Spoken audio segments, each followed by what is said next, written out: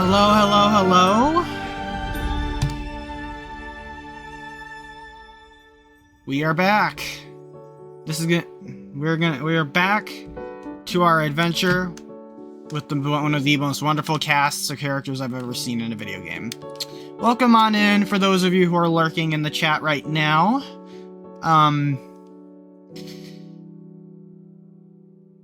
Yeah.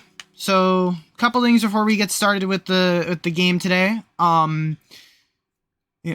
this is going to be my last stream for about a week, because next week is MFF, and I gotta get ready for the con. But after MFF, I'm not sure what the schedule is going to be like. We'll find out. But in the meantime, I'll be at MFF. If you're going to be there, feel free to say hi. I don't bite. Additionally, we will be returning to Amanda for the next stream. Hopefully we'll be finish up event number 2, and then we're going to move on to the third one, which I'm very excited to play. And after that, we're approaching the end of Lucky's Tale as well. We'll probably do at least another stream or 2 of that. But after that, I don't know. We're going to definitely be doing a lot of Winds of Change as we do the different routes, depending on how this game goes. We're going to be completing the main run first. As for other streams, I don't know what is going to be in store for the future. I'm hoping that hopefully sometime next year we'll be able to return to Ace Attorney. Of course, promises to keep us being updated in January, either next month or the month after, so we'll of course be looking forward to that. I also want to play some other visual novels as well, because I'm really enjoying this. We'll probably play some more Clace games. I really enjoyed Winds of Change, and I want to do more of them, especially the latest one, Como Arabia or whatever it's called. I really want to play that. Anyways, Winds of Change. Where we last left off, we are beginning the 4th act of the game, which is going to be taking place in a new city we have not been to called Alarinthia. Apparently this place is full of warriors, and our goal is to see if we can secure an alliance with them. I am very curious to see how that's going to go, because according to Valessa, Alarinthians are very aggressive. And apparently I've heard they don't like outsiders, if I remember correctly, so let's go see what these people are all about.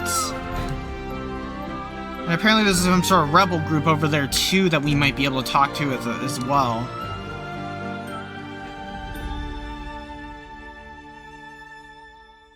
Anyways.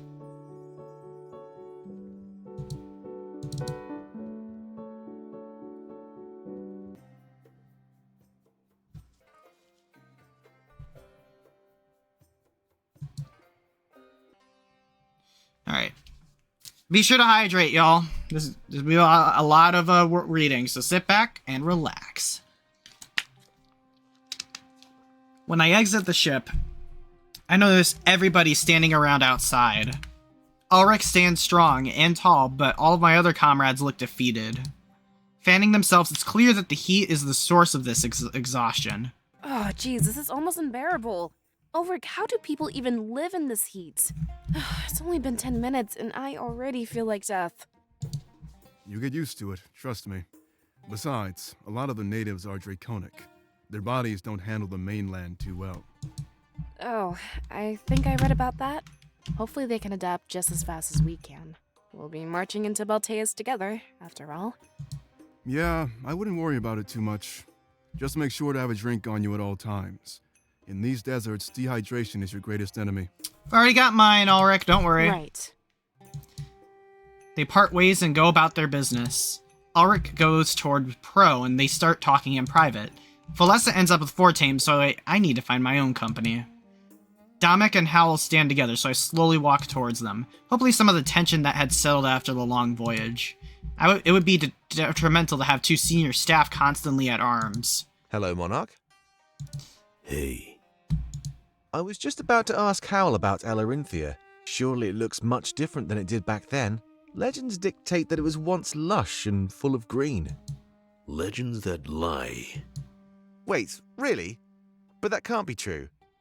The destruction of the idol turned it into this desert. Without spiritual energy to nurture the land. Oh, wait. Precisely. Alarinthia has always looked this way. This legend you speak of is simply a poorly conjured tale. We often create stories to understand what we cannot grasp. Wait, does that mean that Valinor will be fine without the idol? Correct. In our prison, we had no power. There is no logic behind these assumptions of yours.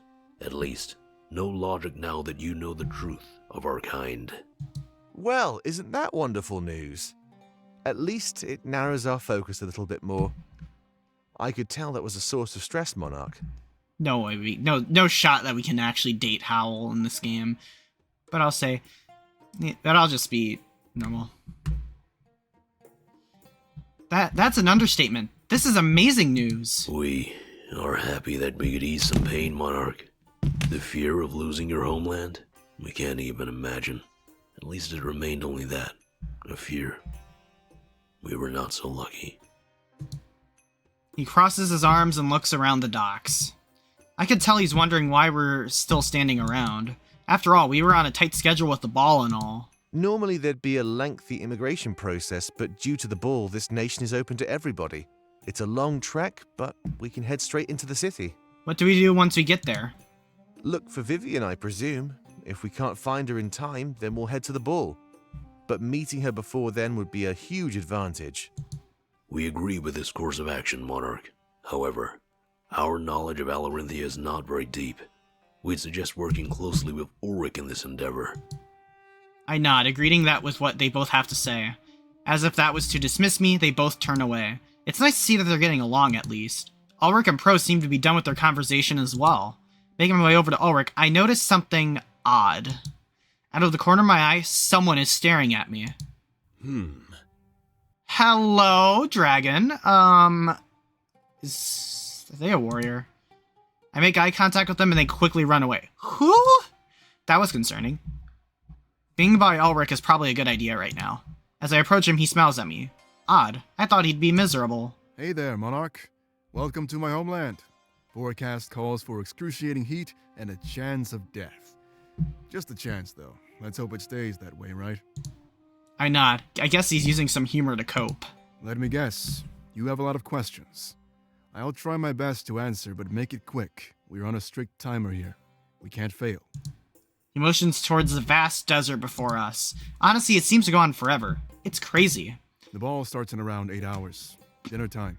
If we don't move fast, we won't be able to make it. You know what's at stake, Monarch. Let's get going.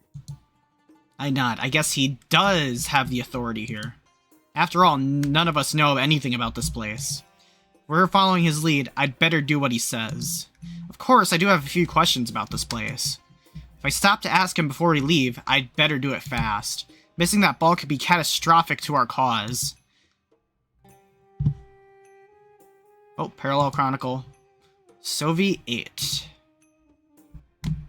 Halen, Sovi, and Shane had finally arrived in Balteus.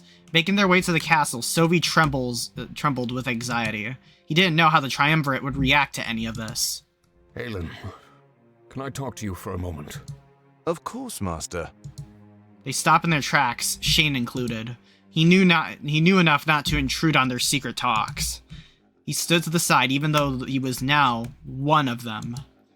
Back in Museo, I was confident, but not anymore. I'm starting to worry that the Triumvirate will chastise me. What should I expect? And how should I react if they do? You act as if you haven't failed them before. Hmm? Remember when I first became your apprentice? They thought you weren't teaching me good enough. You almost went insane when they gave you time off. You would too, Halen. Trust me, it's boring. But that's nothing in comparison to what happened. We don't have the blade, and almost everybody escaped. Through no fault of our own, remember?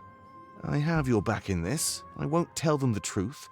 However, I need to ask for one thing in exchange. Of course. Work on your personal issues, Master. I don't care what they are. Just get them sorted out. But Nope. we'll save the bad news for last. We dealt a major blow to the rebellion, Sovi. With the loss of their leader, they'll be in disarray.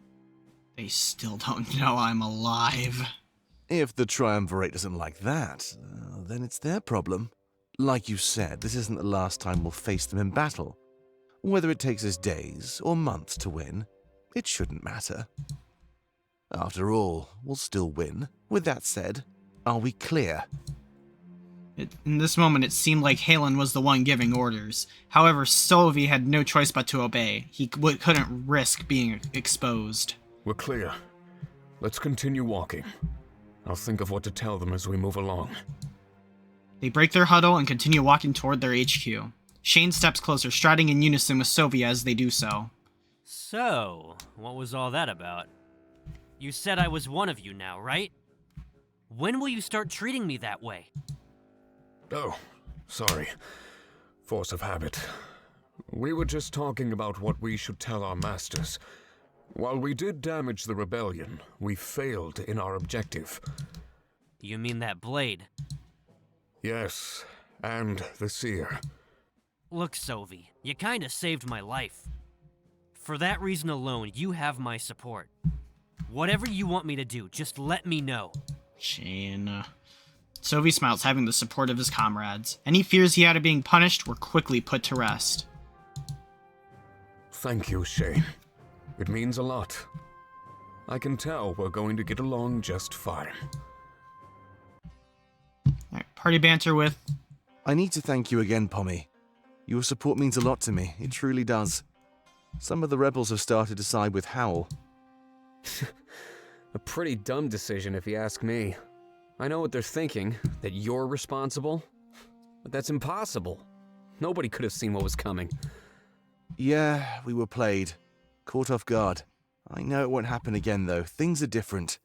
It's almost like our belief in the spirit realm was holding us back. Do you think the people will even believe us, though? I mean, do you even believe the truth we've been told? I don't really have a choice, Domek.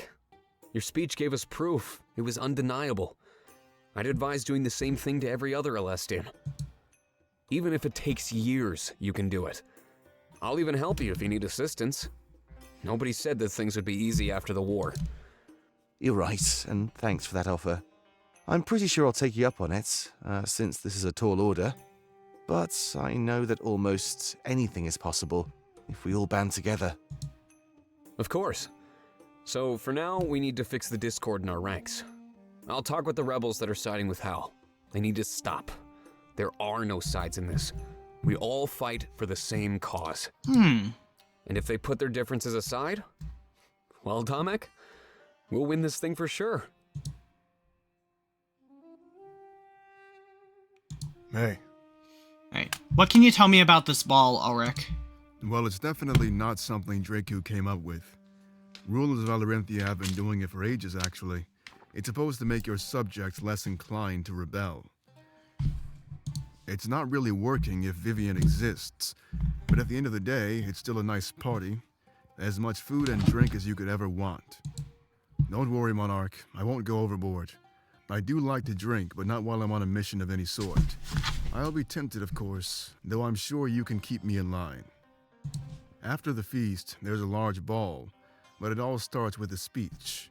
Basically, Draku will be bragging about his power and influence. If he shows off how strong he is, he's less inclined to be challenged.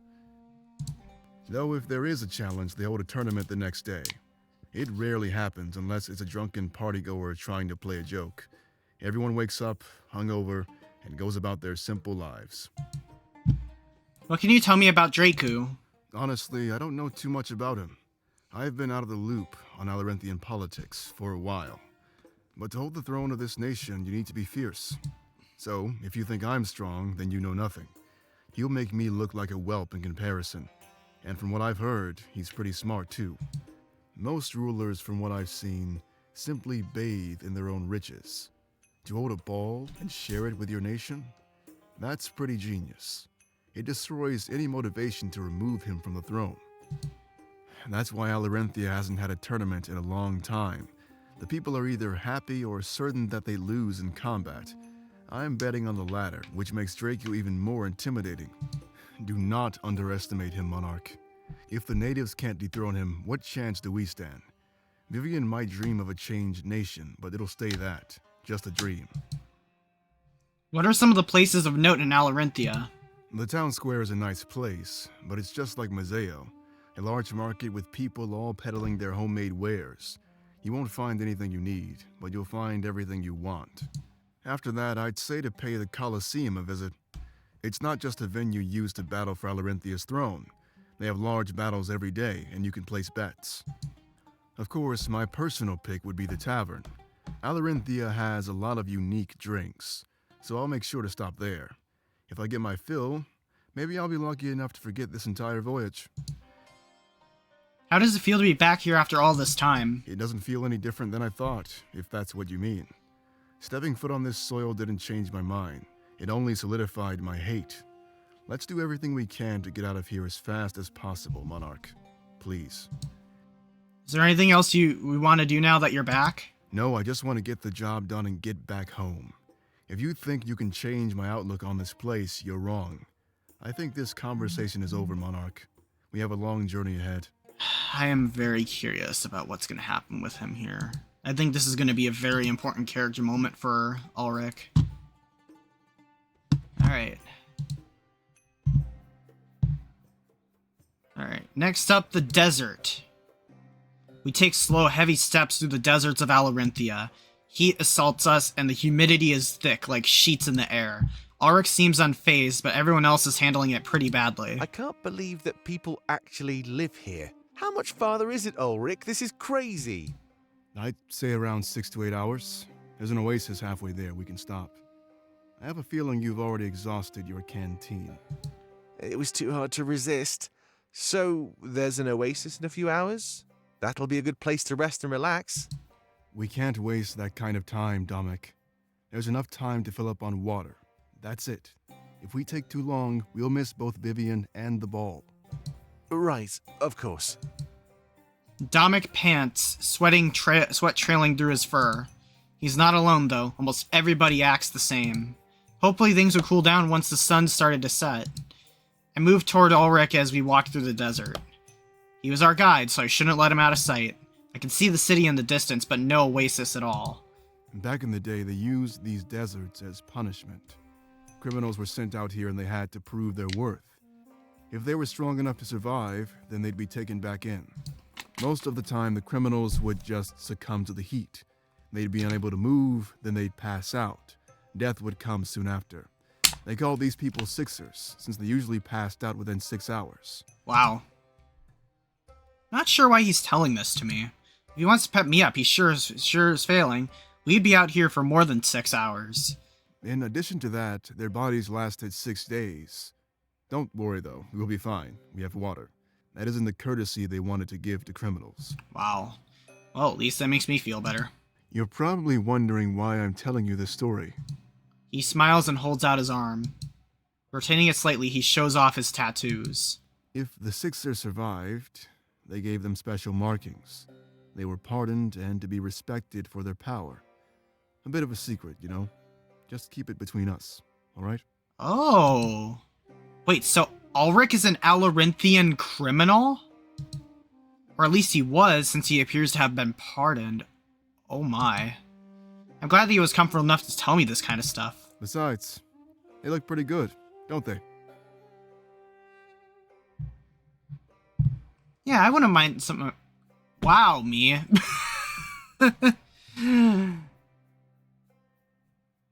I'm so tempted to do this one.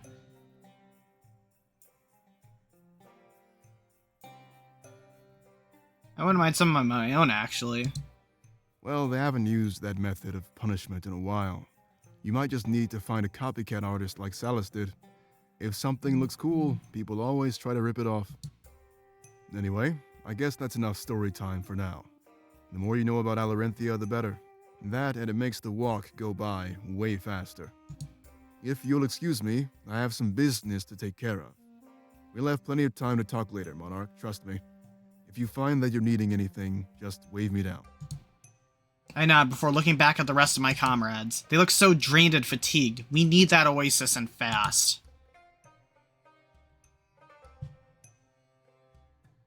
We can check on Fortame? Okay, we'll do that in a minute. I guess that's Alarinthia, way out there. This is going to be one long journey. Hopefully the oasis helps all of us out. Guess it's out... Okay. These cliffs must act as landmarks. Without those, it would be easy to get lost. Getting lost in this desert could easily be deadly. Alright, we got some party banter. Hey, Pro, can I talk to you for a second? Of course. What's up? I can't say in front of everybody else. I need to talk to you alone, in secret. What, Pro? Oh, is it about that? What? Pro, not in front of anybody else. Follow me over here and talk quietly. Right. Sorry. Well then, what's up? That is concerning. Anyways, bunny boy! Yeah. What do you think about Alarinthia so far? From what I've experienced so far, it's awful. I'm holding out on hope that it's colder in the city, but I know that won't be true. I bet it'll be even worse. If I lived here, I'd definitely be nocturnal. I mean, it must get colder at nighttime, right? I just sleep the day away. And that's a fact. Bro's like a fox in Minecraft. So I guess not much would change, to be honest. Though I haven't been able to get much sleep lately. Anyway, yeah, it's basically the worst place in the world. Do you think we'll be able to secure an alliance? I sure hope so. Otherwise, this would be a waste. I mean, coming here and then leaving empty-handed, that'd mean we put ourselves through all of this for nothing. That's not my style, you know? I don't care if we have to fight in a tournament even. We're not coming all the way here only to accomplish nothing. Who would you side with, Vivian or Draku? Whoa, putting me on the spot, huh? I guess I'd probably side with Vivian.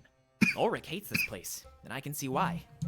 Politics would only make this a million times worse. So I think Alarinthia would be better off like the mainland. It's different, yes, but in my opinion, it's a bad different. Like, Mazeo was different, but it was good. The constant battle to see who is stronger? Yikes. Sounds like that would get pretty toxic, and fast. Do you prefer Howl or Dominic? That's a tough choice, but I'd have to say Dominic. It's not fair that Howl tried to pin all of this on him. Nothing that happened at the Rebel HQ was his fault. But that doesn't mean I hate Howl. Far from it. He seems so wise, and we could learn a lot from him. An entire ancient culture inside of him? Just think about it. There's so much we don't know about the monarchy. He could help us fill dozens and dozens of history books. I hope he survives this. He has lots of info to pass on to us. I agree. Any sight of that oasis? No, and I'm slowly melting. I went through all my water within the first hours. My fault, I know. I'll make sure to ration it better next time. If there is a next time, of course. I'm starting to think that this oasis was a lie. I see mirages, sure, but no real water. If you see it, make sure to tell me right away. I might even go for a swim if I have the time. You should join me. It'd be pretty awesome. Well, okay. I guess we will. Alright. Alright. The oasis. When we arrive at... Oh, this is actually pretty. Holy crap. When we arrive at the oasis, everybody immediately runs towards it. Opening their canteens, they fill them up and quickly drink up. I do the same before turning to face my allies in relief. I was starting to get parched and worried about passing out. The placement of an oasis here was awfully convenient. I choose not to count our blessings as I face my friends. This is amazing! Just what I needed.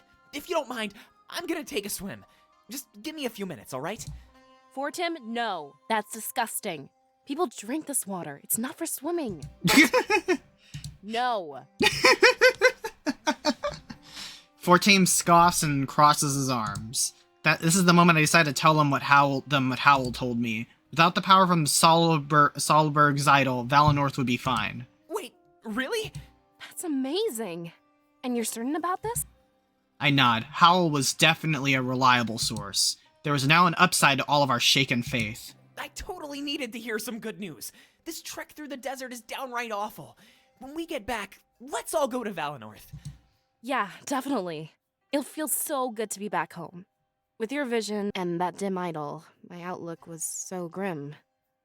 But now that attack won't happen, and the idol doesn't matter. Long live Valinor? Long live Valinor. Long live Valinor. We all smile before parting ways. I look over at Ulrich and Pro. They're talking to each other, but very quietly, almost secretive. I choose not to interrupt them and make my way over to Dominic. Hey, we were just talking about our future options. I mean, would we rather side with Vivian or Draku? I think Vivian is the better option, but Hal disagrees. As we seem to do in many matters, we need strength to win the upcoming war, Dominic. Vivian cannot deliver as much strength, only hope for her nation. If hope could win wars, we wouldn't even be here. In times like this, we are glad that you're not in charge. We trust that the monarch will make the proper decision. Oh boy, already a big decision. Well, what do you say, Monarch? If you had to choose right now, what would you do? Just a hypothetical, of course, nothing set in stone. I think you're right, Dominic. Vivian might be a good idea. There you have it, Hal. We need to think about the future of this world too. It makes sense to give Alarinthia a new form of leadership. There is nothing wrong with the way Alarinthia is run. You cannot change it simply because you do not like it. Such a move would make you no better than the Triumvirate. We cannot become the enemy we seek to dethrone. Your way of thinking requires some reevaluation, Dominic. You may say means to an end, but so does the Triumvirate. Wow, you paint me as such a villain. The change in leadership would require the spilling of blood. Innocents would die, much like the occupation of Mazeo. Think of what you lost. Do you want to do this to others? Dominic seems unable to come up with a response to this. Probably change the subject. He seems to admit defeat. Well, are you all full up on water? Ulrich said we're halfway there, and we're making good time. I think we'll make it to the city with plenty of time to spare, Monarch.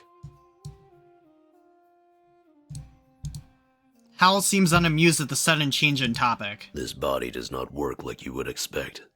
We do not need water, and do not risk passing out. Whenever you're ready to continue, we will do so. After saying that, we all part ways. We shouldn't stay here for too much longer. Missing that ball would damage our cause immensely. Alright, I guess we're gonna talk. Hey. Hello, Valessa. How's it going, girl? So, what do you think of Alarinthia so far? I can't believe how hot it is, actually. I mean, Ulrich told us stories, and I thought he was exaggerating. As soon as we stepped off that ship, I knew he was actually right. Of course, he doesn't seem like the type to embellish his stories. Maybe some part of me was just hoping it wouldn't be that bad. He painted such a grim picture of this place, you know? Would you rather side with Vivian or Draku? Vivian, hands down. I don't like the way Alarinthia is run. Relying on strength alone creates such a toxic atmosphere. Anyone with a brilliant mind would simply be pushed aside. That holds back the progression of society by so much.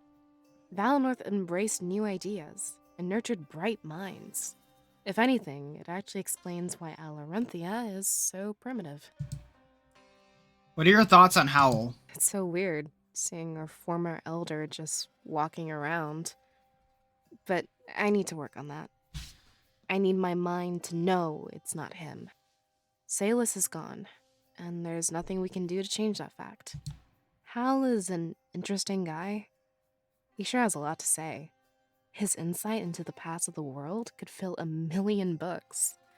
With all of those souls, he knows almost everything there is to know. He told me that society has actually regressed in Alarinthia. It used to be one with the monarchy. Their whole world was united. I hope we can make a world like that after this war is finally over. Anything you'd like to accomplish while we're here? Yeah, I want to break the record for most water ever ingested. I'll never take something like that for granted ever again, I swear. It makes me miss the water tank from back in Valinor, actually. Whenever we needed it, it was right there on demand. One oasis in the entire desert makes water pretty scarce. How do they handle the water situation in their capital? Do you think Ulrich will be okay now that he's back home? Yeah, I think he'll be fine. It's just a lot to take in. He finally has a chance to change this place for the better. Apparently, that's all he wanted ever since he was young. I feel like this world will be completely different after we win. Such a scary thought. Well, scary and exciting. We're leading a revolution. I almost can't believe it. Wow. All right. Here we go. To the gates. We arrive at the gates to Alarinthia after an exhausting trek through the desert. It feels like things will change now that we're here, but they probably won't. The city won't be any more inviting. There might just be more water. A lone man stands at the gates and I recognize him. He's the man I saw watching us back at the docks. This can't be coincidence. He must be after us. Ulrich notices him and starts to walk toward the gate. Let me handle this. I've been here before. He probably knows who we are. Info travels fast here. Just stay calm and I'll have us in the city in no time, alright? We all nod, leaving Ulrich to handle the situation. We seek passage into the city and nothing more. It's been a long trip from Mazeo and we need shelter. Our business lies with the ones known as Vivian and Draku. The man remains silent for a few moments before bursting into laughter. I know exactly who you are, Ulrich. Vivian is waiting for you in the tavern. And Draku? Well, you'll have a ball to attend. Dracor, okay. Wait, how do you know who I am? I followed you all, up until the Oasis. That was my chance to get ahead and tip off Vivian. Besides, you stick out like a sore thumb. Nice markings, Sixer. I trust that won't be an issue. It shouldn't, but I'm surprised you found somebody to do that. Recreating the markings of the ancients is frowned upon. They earned those markings. You certainly did not. Of course. Though you do bear a striking resemblance to the Ulrich of legend. If anything, that'll make your relationship with Vivian more amicable. Hold up, does he not think that's actually Ulrich? I was given this name by my parents. They align with his views and so do I. If that'll be all, we'd like to keep going. Of course. I wasn't standing here to stop you. I merely wished to welcome you back home. I hope you and your monarch end up useful.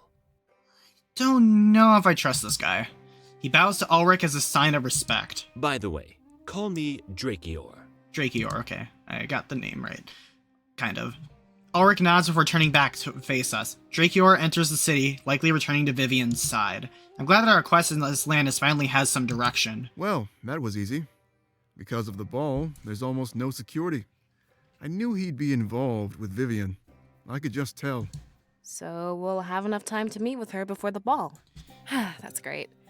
I was worried we'd be on a tight schedule. You can't really rush decisions that change a nation. Yeah, it was definitely fortuitous. We better make sure it's not a trap. That's the perfect way to catch us off guard. Well, he didn't seem disingenuous. That's the perfect way to catch us off guard. Exactly, Ulrich. Right. So what's the next step? We head into the town square. If the tavern hasn't moved, it's connected. We'll be seeing Vivian within the hour, for sure. All right, sounds good to me.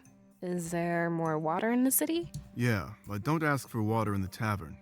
It's seen as a sign of weakness amongst Alarinthians. If you drink anything while we're there, make sure it's ale. Oh boy, I actually have to drink alcohol if I go to Alarinthia. Noted. Why am I like this? Hopefully they have Sprite. Everybody stands around, seeming to wait for my mark. There's something up with Ulrich, and I have a strong gut feeling. His secret talks with Pro and some of the things Drakior said. And talk with Howl. What's this? Oh, okay. So, what's it like?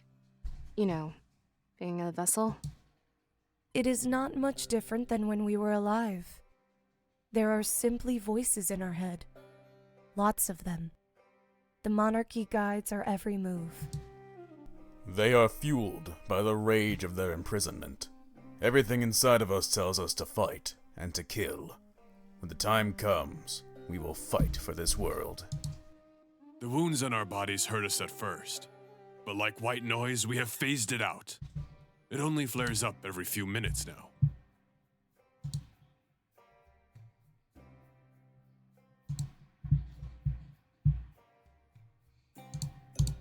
And how bad is it? We feel every wound as if freshly inflicted. It is almost like we exist on the edge of life and death. Our body is unable to fully commit to either side of the spectrum. That sounds horrible.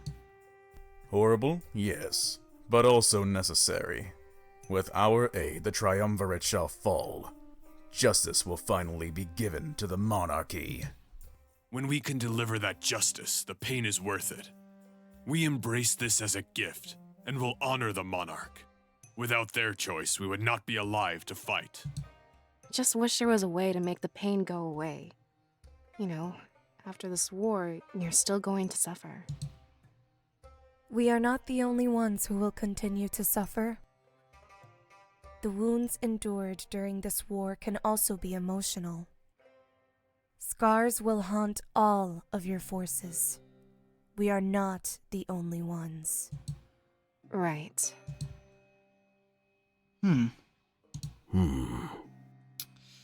Is Alarinthia the same as it was back then? No, it is completely different. More primitive. Alarinthia existed in unison with the monarchy. It was one part of a larger whole. It was peaceful. Being stuck in a constant power struggle sounds awful, but still, it has given us what we need. A strong potential ally. Draco is the result of generations of a savage cycle of growth. Every ruler is stronger than the last. For almost an eternity, they have followed these laws. Draco and his army must be exceptional in their power. How are you handling being in Salus's body? We have no complaints. It seems to be others who have problems. Especially those close to Salus, like his son. But we will work on that while we travel. Perhaps your forces just need time to adjust.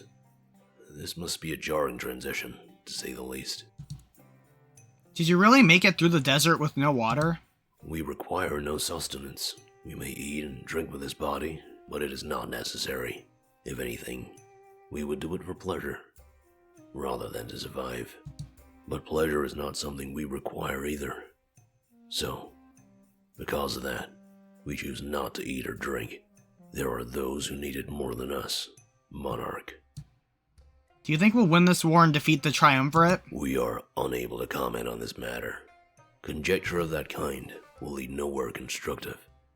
We must simply increase our chances of winning, and try. Alright. Travel into the city? Yep, let's go. Alright.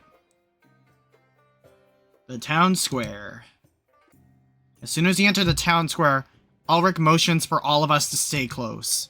People run amok while others try to peddle their wares, waving us over.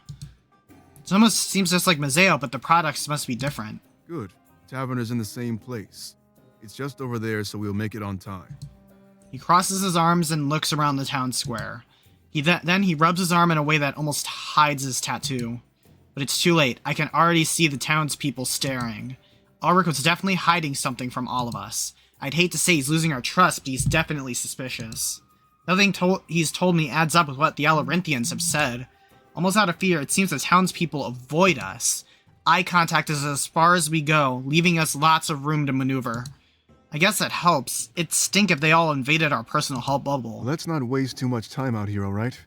I think we only have a few hours until the ball begins. I'll stay here, but feel free to look around for a bit. Ulrich. Ulrich! Honestly, I expected Alarinthia to be different, but it seems like I'm staring at an alternate version of Mazeo. The only thing that stands out is the architecture and the heat. That heat. Didn't change one bit when we got to the city. However, the natives seem used to it, walking around with ease. Most of them aren't fully clothed, wearing a getup much like Ulrich's. I guess it's my fault for expecting something different out of this place. Before we head to the tavern, I decide to look around for a few minutes. Maybe it would be a good idea to talk to Ulrich as well. He's acting strange. Oh, we got some books. I looked through the market stalls. There's a few books on display. There's one about Sixers, so I figure I should give it a read. The term has been thrown around recently, and I wanted to learn more. On Sixers. Sixers. the nickname for victims of a vicious form of punishment that has since been forbidden. 6 hours is all a person can last before passing out in the harsh deserts of Alarinthia. Then, 6 days later, without sustenance, they pass away.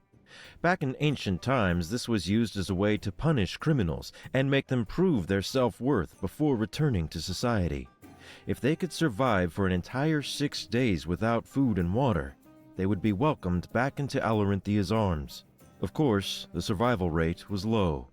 Many people thought this was a skewed form of punishment, clearly rigged to kill. It was so long ago, but they were likely right. Disposing of criminals before making them serve sentences or deliver a more conventional means of justice was barbaric. At least that's what the activists said. It wasn't very long until their movement gained traction, and this practice was banned. Instead, they gave criminals the chance to fight for their freedom in the Colosseum of Alarinthia. If they won, their sentence would be negated. This was seen as more fair and less rigged against them. This form of resolving conflict and fighting for rights over the ages would soon evolve into something more. Hello, Sinbad. Welcome on in. Passing laws, deciding leaders, and determining fates of citizens would also go on to be placed in the hands of victors. Now, the nation rests in the hands of the strong. Don't you have channel points any? You don't have channel points anymore. I don't have. I'm not an affiliate, so I don't think channel point. I don't think I get channel points until I start my affiliate stuff, and I haven't started that yet.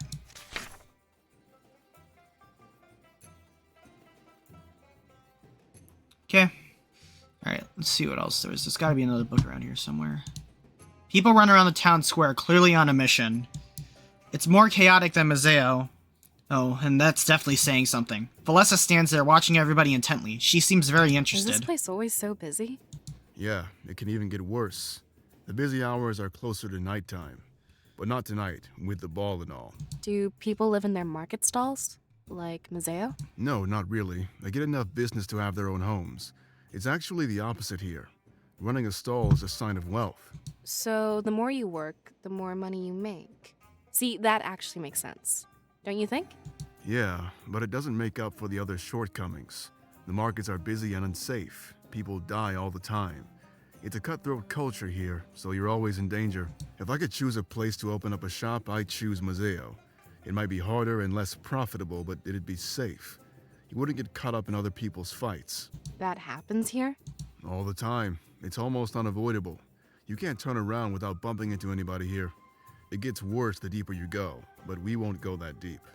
Of course, the flowing of alcohol doesn't make things easier. People are always rowdy, looking for some fun or a fight. You also wouldn't be able to get some peace and quiet. Right, alright, you win. Why do so many people do it then? I mean, set up shop and put up with that. Took a nap in VR? Mood. Probably because they don't know anything else. Getting to the mainland is the last thing on their minds. Wherever you grow up, that's what's normal to you. I guess that makes sense. Valinor is normal to me, and Mazeo is weird. But I bet it'd be the other way around for Dominic. Yeah, same here. Like whenever I fall asleep in VR, my headset goes into sleep mode, and by the time I wake up, I'm just in the void. Exactly. Like Ulrich.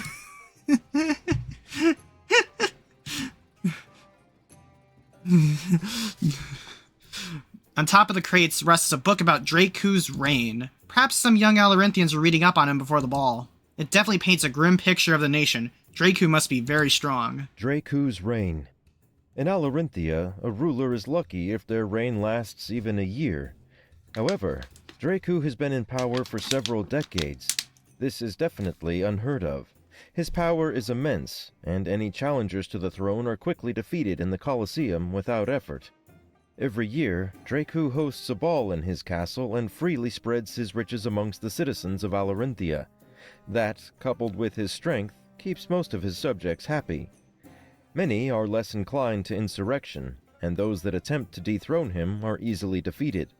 He seems to have a stranglehold on the nation, but it is also one that gives the land a continued sense of peace. However, due to the way that the nation is run, it is only a matter of time until he is dethroned in the Colosseum.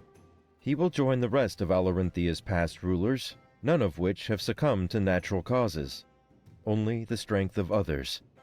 First off, there's a typo there, but that's an interesting phrase to put in that book.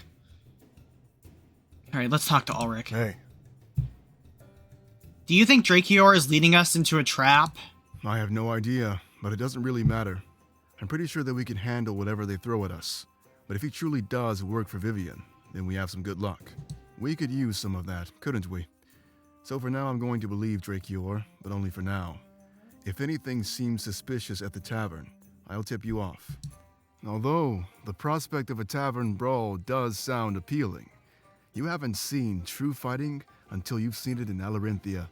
Just thinking about it gets my blood boiling. It's been too long. Of course, I'll try my best to keep our visit a peaceful one. I don't want to end up fighting for our freedom in the Colosseum.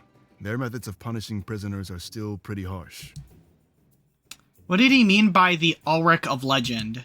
I hate to talk about this, so I'll try making it quick. Vivian obviously isn't the first person to rebel against Alarinthia's laws. The first one, at least in recorded history, was named Ulrich, like me. I have reasons to believe that he was actually that Ulrich. They're one and the same. Many people followed after his ideals, including my parents. So much so that they decided to name me after him. I don't like it. That's all it is, really. My name is a silly little tribute. I guess it doesn't help that I also actually look like him. Or at least all artistic and textual descriptions of him. A pretty cool coincidence, but that's all it is. I don't know if it is, judging by all this information you're telling me, dude. You're amazing, and I agree with what you're fighting for if that is the case, but why are you hiding it from us? I knew this stuff would come up as soon as we got here. Just remember, you've known me long before this trip. Don't come to judge me by the things these people say. I won't judge, even if it's actually true. How did you actually get those tattoos? I'd rather not talk about that right now, but I have a feeling you'll find out soon enough. It's complicated and we're really short on time. Just trust me, alright? It's nothing bad. I earned these, they weren't ripped off. Let's grab a drink in the tavern and chat. What have you been probing talking about? That's none of your business, not yet. Again, just trust me, okay? Please. There's lots going on that you don't know. That's not to say that you'll never know it. Just sit back and wait until the time is right. I promise that everything will make sense soon. Yeah, that music is very soothing. Anything notable in the town square? Other than the tavern, not really. There's just the market stalls like Museo. However, there's no laws in place for this stuff. You can buy whatever you want in Alarinthia. Pirates make a living bringing illicit goods overseas. So whatever your heart desires, you can probably find. But I don't think you're the type of person to want that stuff. So if it's all the same to you, we should probably get to the tavern. Remember, we're on a bit of a schedule. Our time is valuable. Alright. Let's go to the tavern then. Ooh, okay. We enter the tavern and make sure to sit close together. It was packed, noisy, and the patrons seemed pretty rowdy. I make sure to stick by Ulrich in case something breaks out. It looks just like I remember it. All these years and nothing has changed. I guess there's no use trying to change perfection. Yes, it looks much like it did in our time as well. If memory serves, Alarinthia is home to a unique wine.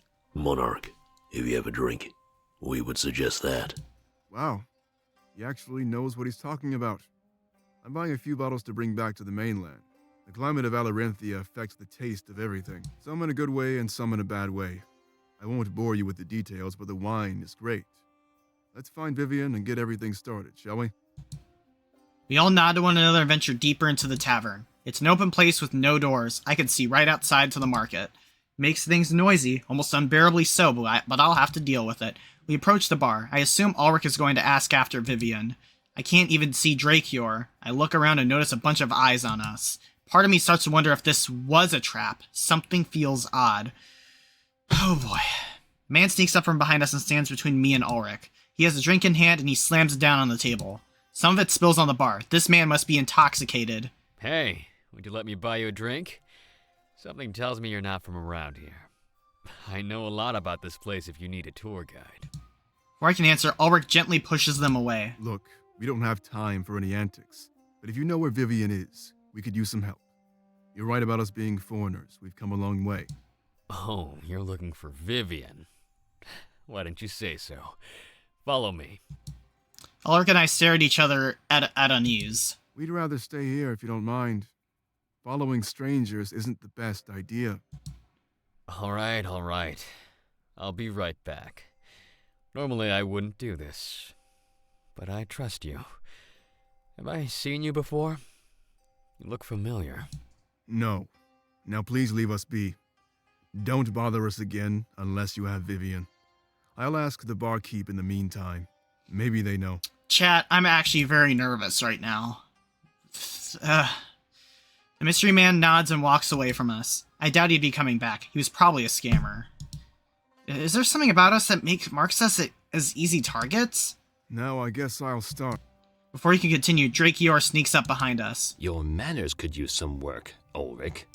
I use my manners on worthwhile people. And Vivian isn't one of them?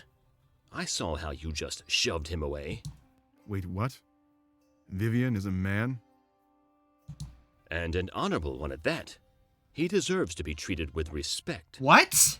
I don't believe you. Most people don't. His parents chose the name. If anything, it keeps the assassins looking for the wrong person. Try and tell me you weren't looking for a female when you entered. Ulrich shrugs. Drakeyor had a point, though. Let's get this over with, then. We need to talk about securing an alliance. Then we'll do the same with Draku and take the best deal. Vivian approaches us and stands beside Drakeyor. You told them? I was having fun, Drakeyor. That's in short supply these days. Thanks a lot. They're on a strict schedule, Vivian. The ball opens up in a matter of hours. Remember, you still have a move to make. Right. A challenge at the ball. Move aside. I'll explain our plan to Ulrich. If he has any sense, he'll aid our cause. Drakeyor nods and steps aside. Our comrades gather around, having realized what's going on. So Vivian is a guy? I guess so. But don't say that too loud. Something tells me it's not common knowledge. Very smart. Helps you stay incognito. We were all looking for a girl, weren't we? Yeah, something like that. Either way, I'm glad this worked out. We should probably talk terms with him. You have a nice group of comrades, Ulrich. Start by telling me about him, though. Vivian stares at me. That was a reasonable request. My position beside Ulrich implied that we were closer than the rest. This is the monarch, heir to the throne of Alestia. After we take down the triumvirate, this is his world. A crazy claim, I know, but we have proof of everything. Vivian blinks a few times, clearly confused. Let's continue under the assumption that I understand. At the end of the day, you want my army to aid you, right? Right. Well, this is where it gets a bit weird. I want your army just as much as you want mine. Maybe we can come to some sort of conclusion? Go on. I'm going to Draku's ball and challenging him. Tomorrow, I plan to be fighting for the throne. We'll do it right. One last fight in the Colosseum. I had Drakeyor stay at the docks to watch the new arrivals. If he found a group that looked strong enough, he'd tell me. You fit the bill. Better than anyone else. So he spied on you. He heard your group talking about a rebellion and a big army. That's when I knew we hit the jackpot. Our new target was clear. But to know you came here just for me? That's pretty flattering. If you help me take down Draku in the Colosseum, I'll help you. I can offer a few hundred men and maybe more from my throne. Who knows how many people I can rally up if I take over this nation. But you don't just care about power, right? You plan to change this nation for the better. Yes. I plan to model ourselves like the mainland. Elections, voters, stuff like that. No more tournaments. I've I've lost too many amazing people to barbaric, outdated laws. Vivian, I'll be honest with you here. I want to support you, but the final choice rests with the Monarch. After the ball, we need to talk with Draku first and weigh out our options. Understandable. But be warned. That's when I'm making my move. If he accepts my challenge, we'll be fighting in the morning. You better hurry. That ball is known for huge lines. Line con! And Ulrich looks over at Pro and they nod to each other. Monarch, I need to tell you something. This is my homeland, and I've always wanted to change it. I have to fight alongside Vivian, even if you ally with Draku. And if Draku's terms involve destroying Vivian's insurrection, well, then I think we'll be fighting each other in the Colosseum. Remember that these are fights to the death. I have no other choice. Fighting Ulrich? There's no way I could do that. I'll choose Ulrich as my champion then. Champion? Each side gets to choose a champion to fight with them. Aside from that, they get to choose 20 to 30 fighters. Everybody that didn't make the cut for champion as an example. This means that myself, Ulrich, and my army would fight in the Colosseum. The battle ends when either the champion or the leader has fallen. Now, I know for a fact that Draku doesn't like to lose his own men. So, if I challenge him at the ball, after you ask him for his support, I bet he'll make you fight me for it. You know, use your men instead. He's predictable, but you use that to your advantage, Monarch. I hope it doesn't come down to fighting each other. But for the future of this nation, I will do what I must. Now let's get to that ball and see what Draku wants. He's probably expecting you. If Drakior scoped you out, I'm betting Westy did too. That's Draku's right hand. Just be careful out there. Okay. I'll be making my move right after he addresses his people. Make sure you're there. That happens in the throne room. Just don't make the wrong choice, Monarch. Go with me. He smiles before walking away with Drakior in tow. So he needed us just as much as we needed him? I guess in that case, that worked in our favor. I didn't expect Ulrich to side with Vivian, though. I thought he'd wait for my choice and fight alongside me. To know we could be enemies in the Colosseum? That's terrifying. But it seems like a real possibility with each passing second. It makes sense for Draku to use expendable foreigners as his supporting fighters. At the end of the day, it really only mattered who was the leader and who the leader and the champion were. Vivian and Ulrich. Draku and who? I guess you'd find out. We stay in the tavern for a while before leaving. However, our next destination was clear. The castle. Hopefully the line for the ball wasn't horribly long. Whoops.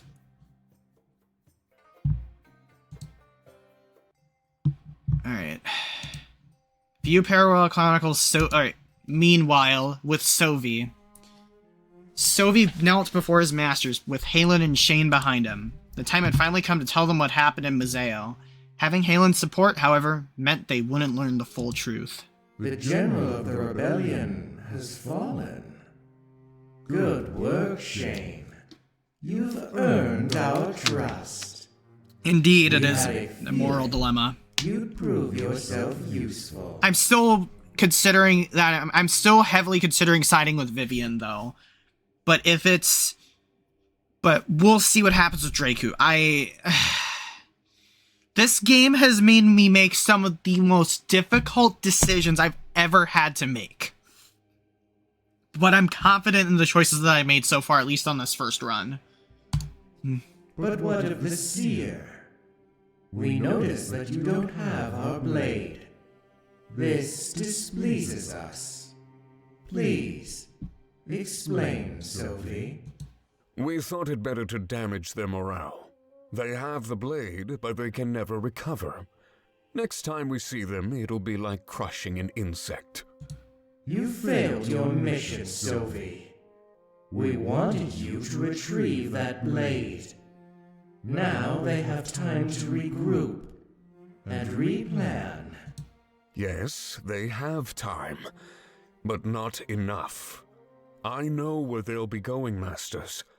With your permission, I'll go and end this. End what should already be over? Sophie, do you realize what you've done? There's a reason we needed that blade. But you failed to retrieve it, and let the seer get away. Any silver lining you can come up with is simply not enough. Domic's death will only fuel them with rage to use against us. Only if we give it time to fester. We can leave immediately. Please. Halen, is Sophie speaking the truth? Do you trust his ability to carry out another mission? Halen steps forward, nervous. Gulping, he looks at his masters. No. Sophie looks shocked as Halen promised him discretion. He grits his teeth in anger, taking deep breaths and trying to stay calm. Tell us what really happened, Halen. We need to know in order to plan our next move. Of course, Masters. Sophie failed on purpose. He had the blade and the seer's life, but took neither. I don't know why. I regret letting him run off alone. Halen! Whoa! Sophie's loud cry echoes through the Triumvirate's chambers. His masters shake their heads, clearly displeased at this news. He planned to deceive you all along. In fact, he had me promise to lie as well. I did, but I planned to tell you regardless. Wow, Halen. Halen kneels down, swearing fealty. I am unable to lie to you, Masters. You gave me life, and for that I am grateful. Shane and myself can carry out the next mission. At this time, Sophie is unfit for duty. It pains me to say, but it is the truth. The Triumvirate pauses, thinking for a few minutes. An eerie silence fills the room before they speak again. Sophie and Halen, both kneeling, look up at their masters.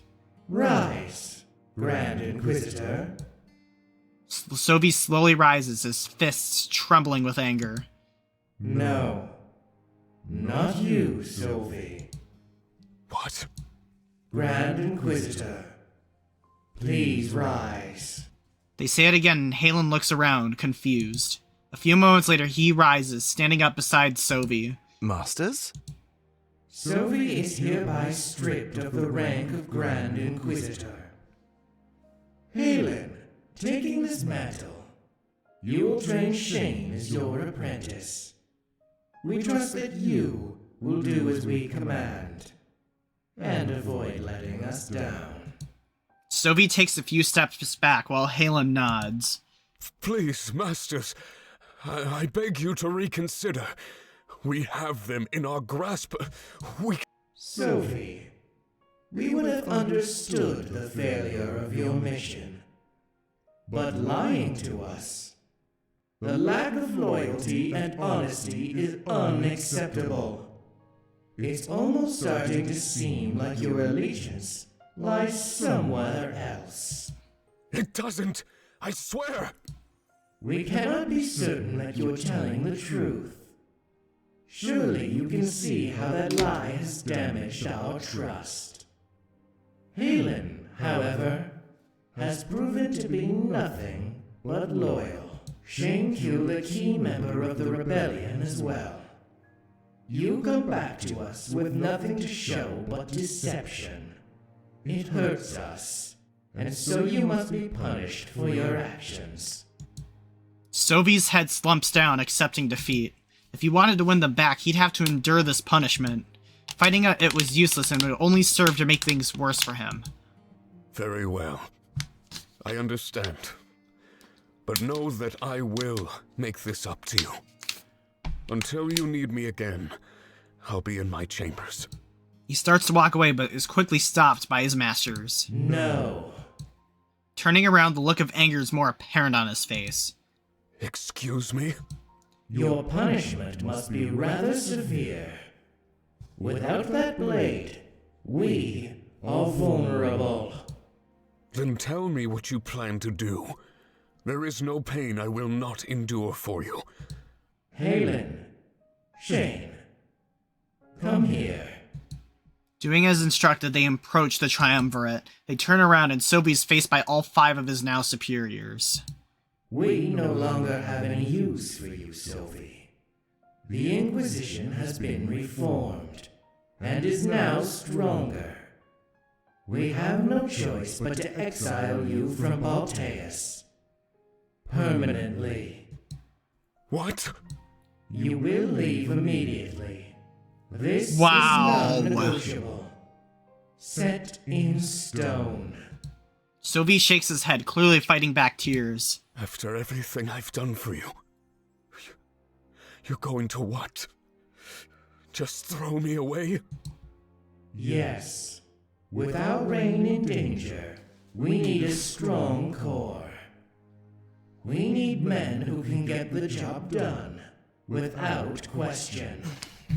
This is something you seem to be incapable of, Sophie. There must be something I can do. No, Sophie. There's nothing you can do. It's too late. Unless you march in here with that blade and the seer. Well, to put it bluntly, we never wish to see your face again.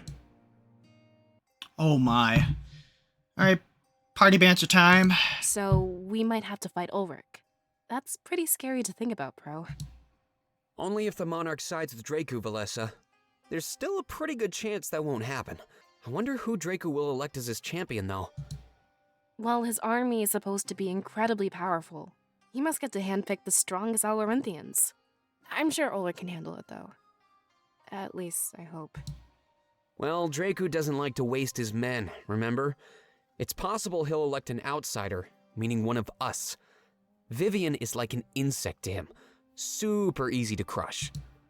So, we'll be fighting each other in the end? Isn't this supposed to be a fight to the death? Exciting, isn't it? No, it's not. That means one of us will die. Not exactly. Huh? The match ends if the champion or the leader falls.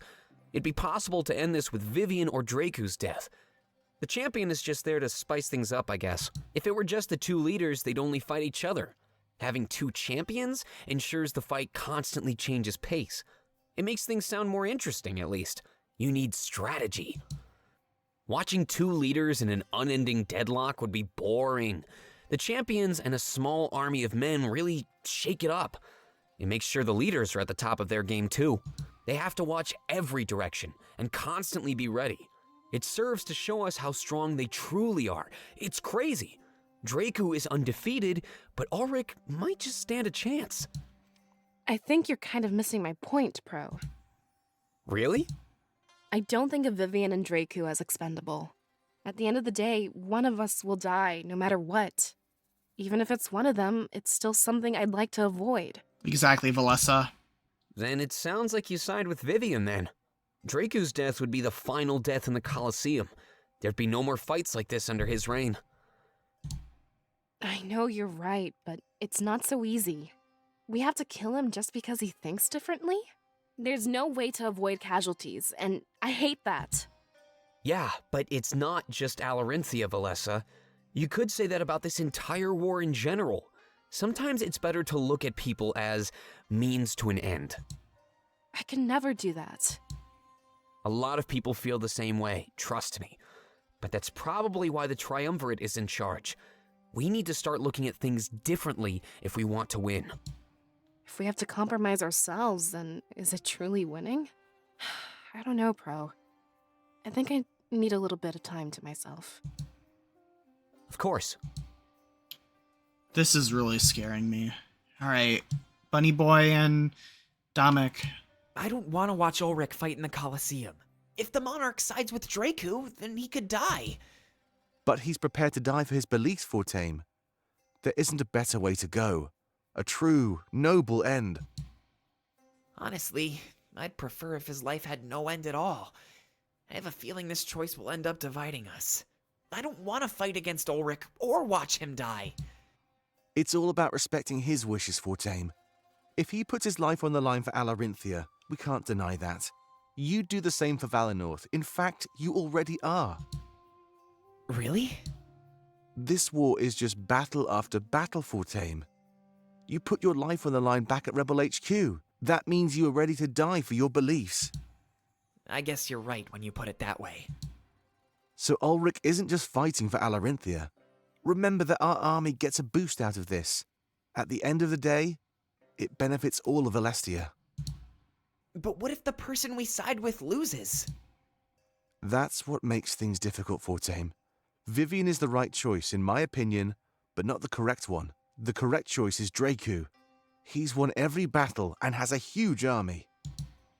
This is pretty complicated. So far, every choice was concrete. There was no room to choose and then lose. Alarinthia is different than everything we know. I guess it makes sense that things would change once we arrived. The Monarch has a tough choice to make. It's a gamble at best. It shouldn't have to be that way, though. The future of a nation in our world is a gamble? That's bad news. Vivian has the right idea here for sure. You mean abolishing Colosseum battles? Yeah. Things should be just like the rest of Alestia. If they were, then we wouldn't even be in this situation.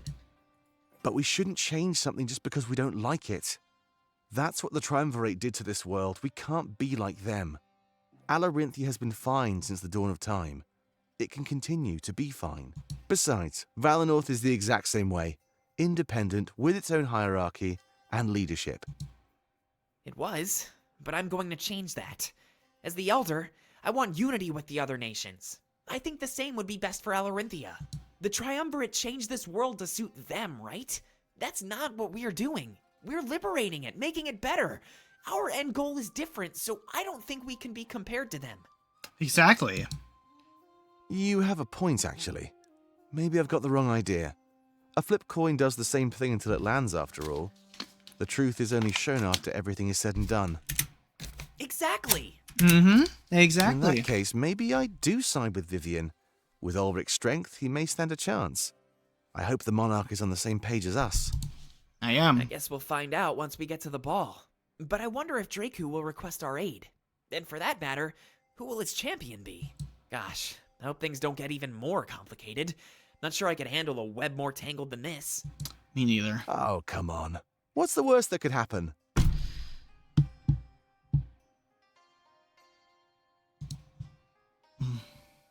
I'm very worried about this. Here we go. New heart to heart. Let's go. I'm gonna save.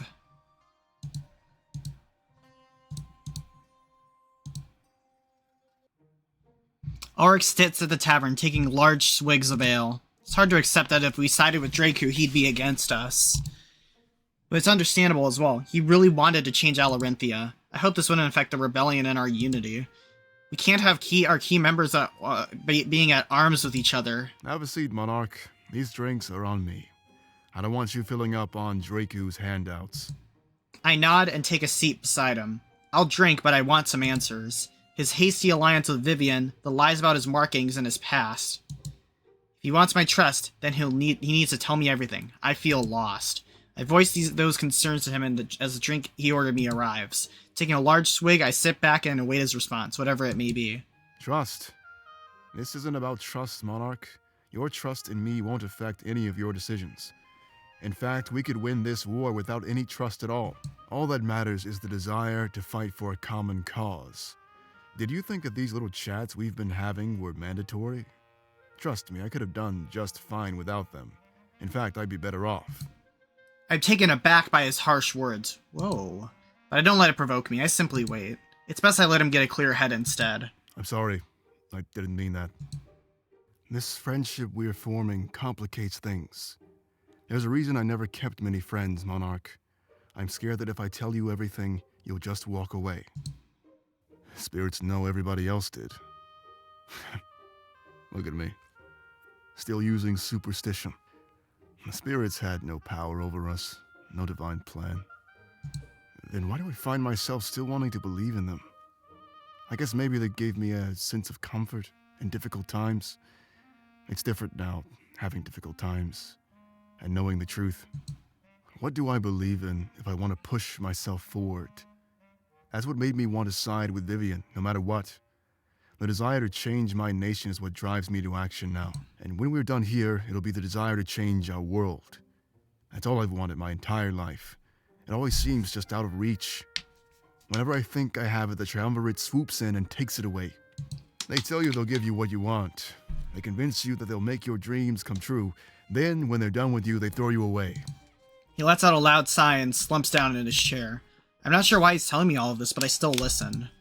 Even if it's somewhat unrelated, it's helpful for him to vent. What I'm about to tell you, I tell you in confidence. I knew Sovi before he became the Grand Inquisitor. That's how I know so much about the Triumvirate. I saw them take an impressionable young man and ruin him. Turn him into a tool meant to kill without a second thought. They took my friend. And after that, he was no more.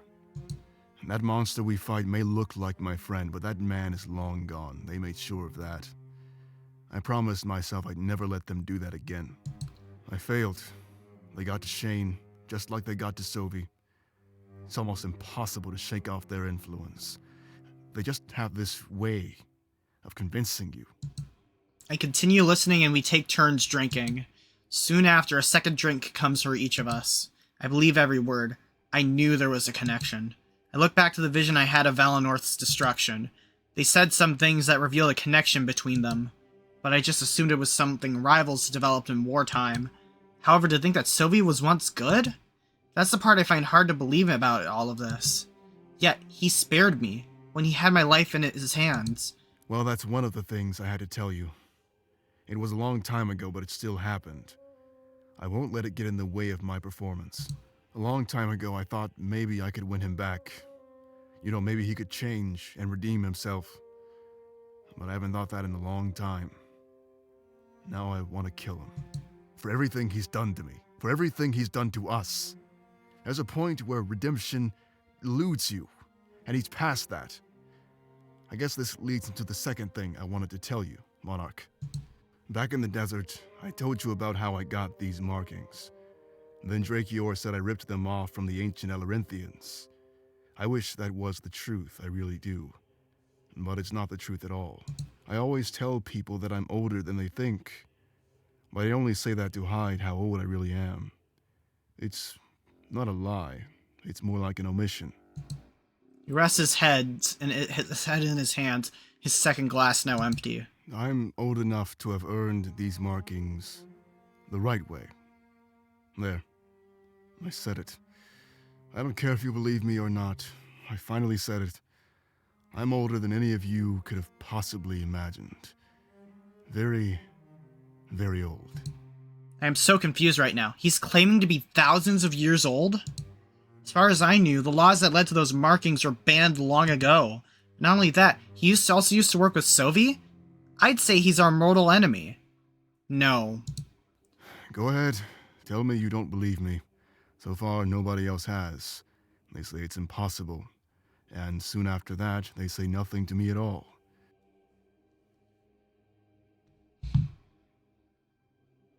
I believe you. This war has proven almost anything is possible. Really? You'd be the first. Of course, there was always something different about you. Now that we've been through all of this, we finally know why. Thank you, Monarch. I really mean it. There's more to the story, but that's all we have time for. It's just the basics. Stuff you'll need to know moving forward. The barkeep comes up to us and asks if we want another drink. Ulrich shakes his head, sending him off on his way and puts some money down. My treat, remember? Now let's get going to that ball. Tonight we change history. Let's do this. Ulrich's loyalty scene will be available to you when you return to the mainland. This game will notify you when the loyalty scenes have been unlocked. When they have been, you can view them by going to the war table. Okay. Let's go.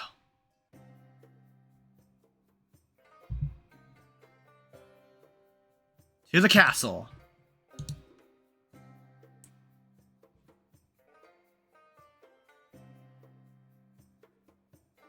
Castle front. We enter the castle gates, and to my surprise, I see trees just like back at home. There's grass, too. Almost as green as the grass back in Valenorth. I have no idea how Draku got this here, but it sure wasn't cheap. Wow, this is incredible. I know you said he was rich, but this is crazy. I've never seen such a fancy place. Not in my entire life. Dominic steps forward, clearly amazed as well. So this is where Draku lives. It seems a bit excessive, don't you think? I prefer our tunnels, a lot more secretive. Alarinthia is all about showcasing your power. Most rulers add a wing or two to the castle during their reign.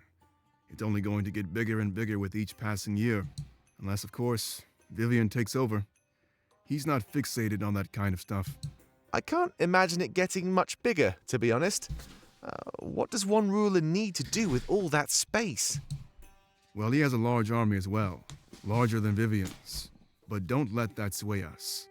I think you've seen enough to know that this place needs changing. Right, of course. So what, do we just march right in? I don't see any guards or security. I look around and he's right. I just see lots of partygoers. They're all sipping some sort of alcohol and they look at peace. I suppose this is one way to stop the people from fighting back. I notice a large man in the exit the castle gates and slowly approach us. He's not carrying any weapons, so I doubt he's some sort of security. He looks intimidating, of course, but that's about it. Is this Westy? I'll take care of this, just like before. We can't risk slipping up in this castle. One misstep, and everyone will be after us. We all step back, trusting Ulrich's word. He takes a few steps forward, meeting the mysterious man. Something tells me this is Draku's guard, I just know it. Westy, I presume. That's an interesting name, you know? It's a nickname for your information. And you must be Ulrich. You sure stand out. Yes. We come in peace, don't worry. We are here for the ball, and Draku. Is it possible to request an audience? He's a busy man, you know. So am I, so don't waste our time. Can we have an audience or not? Westy sighs and crosses his arms. Fine. I'll let you in to see him. He's been expecting you, you know. We've been keeping watch since the docks. Just like Vivian's man. Yeah, but we let him get to you first. It's not often an army comes here from the mainland. We wanted to hear his offer, so we could top it. Top it? Draku wants our army as well? We're starting to become popular around here. Whoa. Don't let that get to your head, Ulrich. You're just as disposable to him as Vivian. You just happen to be both disposable and strong. You might want to work on your public relations skills. Look at this ball and then say that to me again. That's right, you can't. Now let's get going. I'll be inside the gates when you're ready. Already I'm getting offset by this. Oh my god. He walks away, leaving Ulrich to turn back to us. So it seems everybody has a use for us in this place. Vivian was probably right. Draku would use us to fight him. Well, that makes things easier, doesn't it? This is going to go exactly like we expected. Let's just help Vivian and get this over with. Draku has a bigger army, but Vivian has a brighter future. And that's what we were fighting for, remember? A better future. It might be a bit harder to win, but we can still do it. Everybody nods, agreeing on this unanimously. It makes sense since they all didn't want to fight Ulrich. But ultimately, the final decision would be up to me. This seems to be going pretty well. I hope we're not walking into a trap. Draku wouldn't try anything during his ball. This is about making the people happy, not scared. Let's hear him out, and get this over with for good. Sure, sounds good to me. On your mark, Monarch. They all spread out and start looking around the area. Dominic was right. Everything seems to be going so well. We deserve it after what we went through. That's what I think. It's crazy to think that within a few days we'd be attacking Balteus. We couldn't waste any time, so we'd go right after securing this alliance. But I think back to the moment on the ship where I touched the blade. I wanted to show it to show me our victory, and it showed me nothing. Pushing forward in spite of that was the definition of hope. If there's anything that would help us win this war, it was that hope. The gates don't seem to lead directly to the castle. There still seems to be a long way to walk once you enter them. I can see the entrance to the actual castle far down a paved road. Almost seems like an experience to approach the castle. It's a little gaudy, but I guess we just have different tastes. I wonder why there are some people partying out here. Are they full inside or something? Or maybe they just wanted to get away from that noise. Either way, this indicated there was a ton of people at the ball. What's this place for? Security normally, but there isn't any during the ball. Anybody is just free to walk inside. Oh, okay. Is security normally heavy? Yeah, they need to fend off assassins. As a ruler here, you're constantly a target. I can't imagine living in that constant fear. Wait, what happens if a leader is assassinated? Does the killer become the new ruler of Alarinthia? No, the killer is usually given the death penalty, and then an open tournament is held to find the strongest man. It's considered cowardly to kill someone when they aren't prepared. Oh, I guess that makes sense. I was kind of wondering. I mean, Vivian could just easily assassinate Draku, right? But now it makes sense why they didn't go that route. Yeah, it would change nothing. Vivian would still need to fight.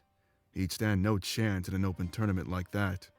A Colosseum battle is the only way for him to do this.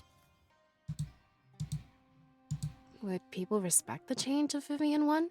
Or would they want to fight him in the Colosseum too?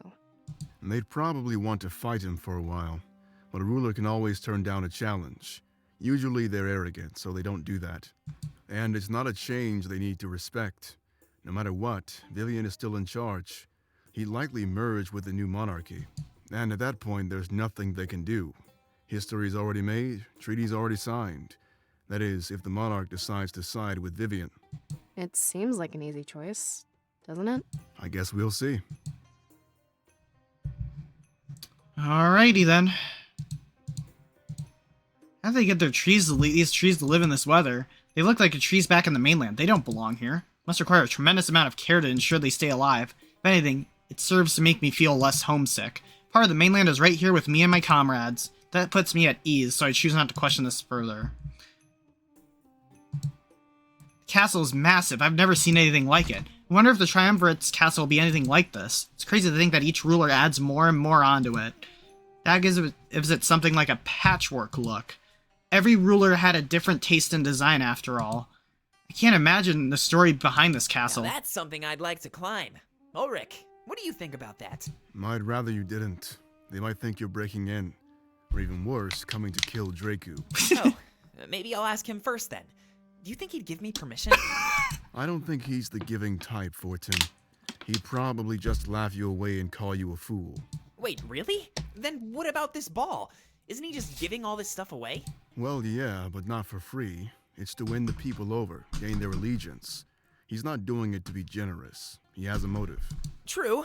I'll still give it a shot, though. The worst he can do is say no. Bunny boy, I wouldn't do it. Trust me, he can do far worse than that. Don't ask unless you're ready to handle it. I love my bunny boy. I love my bunny boy. Alright. Throne room. The throne room is crowded and full of people partying. Normally I imagine this would be reserved for Draku alone, but right now it's open to everybody, almost like a big ballroom. A man sits on the throne watching people as if it entertains him. That must be Draku. I scanned the room and I noticed Vivian in a corner. Since no one knows what he looks like, he must blend in perfectly.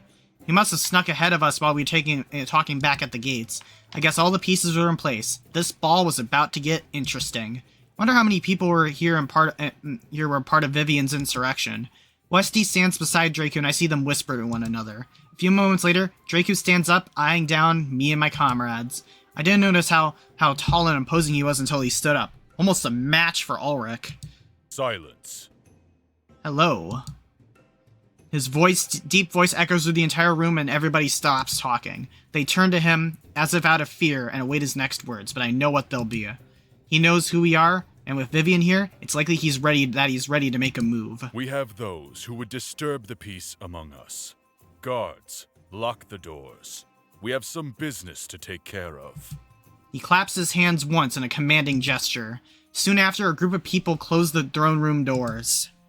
They carry no weapons and are disguised as partygoers. Now, how should we deal with those who disturb the peace?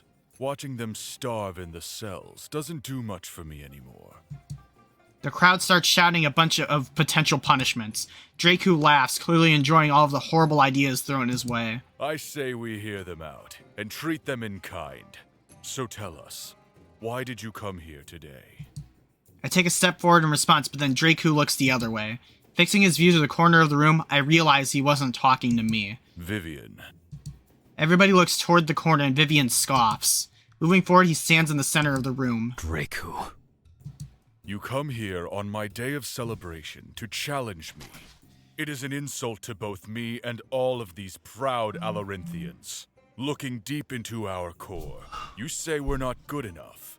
We honor the traditions of the ancients, as we should. Without them, we wouldn't be here today. You want to tear us apart. You want to create a nation that's weak, just like the mainland. No, you've got it all wrong. Lack of strength is not a weakness. The unity of the mainland, their shared ideals, that's true strength. You stand here, alone, victim to your incessant squabbling. Vivian takes a few steps forward towards the throne with intense passion. I can tell that this is something he'd really fight with his life for. We yield to no one while they are docile slaves of the Triumvirate. They crush the mainlanders under their heel, who ask no questions at all. Alarinthia is a free land. We make our own choices, and we hold the power. Pro pushes me aside and steps forward, standing beside Vivian. Ulrich reaches out to stop him, but he's not quick enough. Then help us gain our freedom! All eyes are diverted our way, and even Vivian seems surprised. We've come here seeking an alliance. We're not all mindless slaves, you know? An alliance? And what can you offer me? You look as if I could crush you with one hand. Pro? I'm stronger than you think. We all are. We grew up alone on the streets of Mazeo. If we weren't strong, we'd be long dead by now. You? On the streets of Mazeo? My apologies. That is quite respectable. You must be part of the Monarch's crew. Yes, and we've come to seek your aid. You keep talking about how strong you are, and help us take down those who claim godhood. Everyone watches in awe as this turns into a standoff. And what do I get in return? Pro steps forward, confidence radiating from the way he moves. I will be your champion and offer some of our forces. Pro! Together we can crush Vivian's pathetic insurrection. Allow us this chance to prove our strength as worthy allies. He kneels down, offering his loyalty to Draku. Oh my god. I was hoping it wouldn't come to this. Pro is one of my favorites! What was he doing? He's playing right into Draku's hand. Wesley told us that Draku needed our army. He's only playing dumb. Draku steps down the stairs leading to his throne. He stays far from Vivian and Pro, but they're now level. What an unconventional turn of events. Vivian, you were seeking a challenge, yes? Yes, at the break of dawn. I will allow you your final night of revelry. And who will fight as your champion? Ulrich. He motions back toward Ulrich, who steps forward. Standing beside Vivian, his loyalty and stance is clear. I see. Draku eyes Pro up and down. And what do they call you? They call me Pro, Your Excellence. It would be my honor to fight with you in the Colosseum. I offer my life and the life of our forces to your cause. I step forward, ready to object to these events, but Draku speaks first. I accept your offer, Pro. Vivian isn't worth using my own men. But you lack the authority to make this pledge. He looks straight at me, eyeing the blade on my back. That decision lies with the Monarch. Help me defeat Vivian, and I will offer you my might. Go against me, and I cannot guarantee your survival. This is all happening so fast, but I know that's Draku's plan. He wants us to fight this battle, his battle for him. And I don't even know if he's trustworthy. But Pro, in his haste, put me in an almost impossible position to manage. If I sided with Vivian and Ulrich, we'd have to fight Pro and Draku. Draku would have our forces as backup, while Vivian would have his. This was a fight to the death, so major losses seemed unavoidable. This battle would likely happen regardless of my support. So not picking a side would only harm our cause in the long run. But choosing Pro over Ulrich, or vice versa, could hurt our bond. I close my eyes and clench my fists together.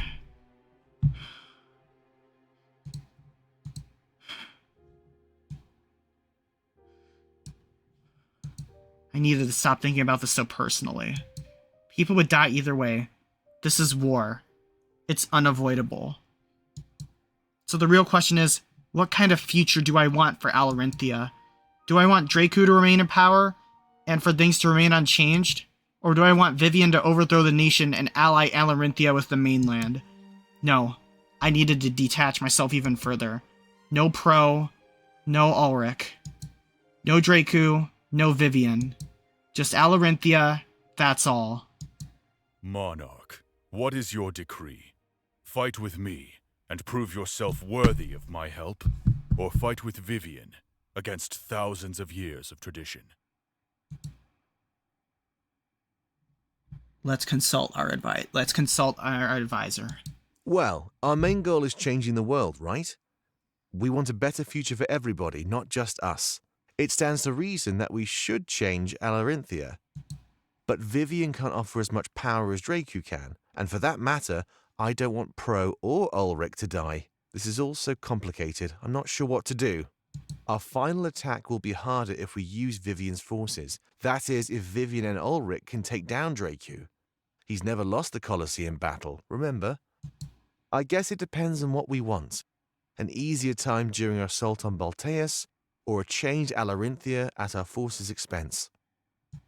There's no wrong choice here, Monarch. Take your time and do what your heart tells you. Our end goal and our purpose will remain the same.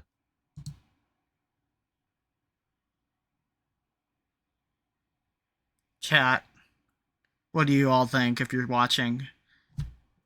What do you all think?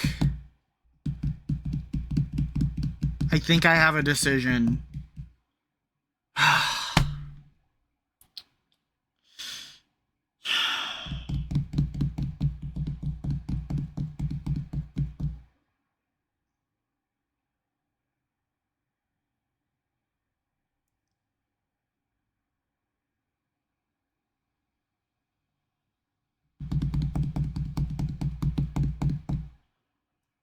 Crow is one of my favorite characters. I don't want to lose him, and neither do I do Ulrich. I love these characters so much. In all honesty, though, everyone is siding more with Vivian. We're fighting for the future. Chat. Foxy Jr. You can't see him, but he's with me. This is going to be big. This is going to be a big moment.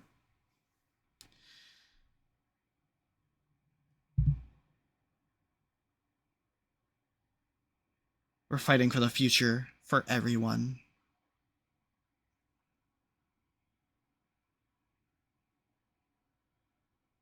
I want Alarinthia to change its ways. I take a deep breath before announcing my choice.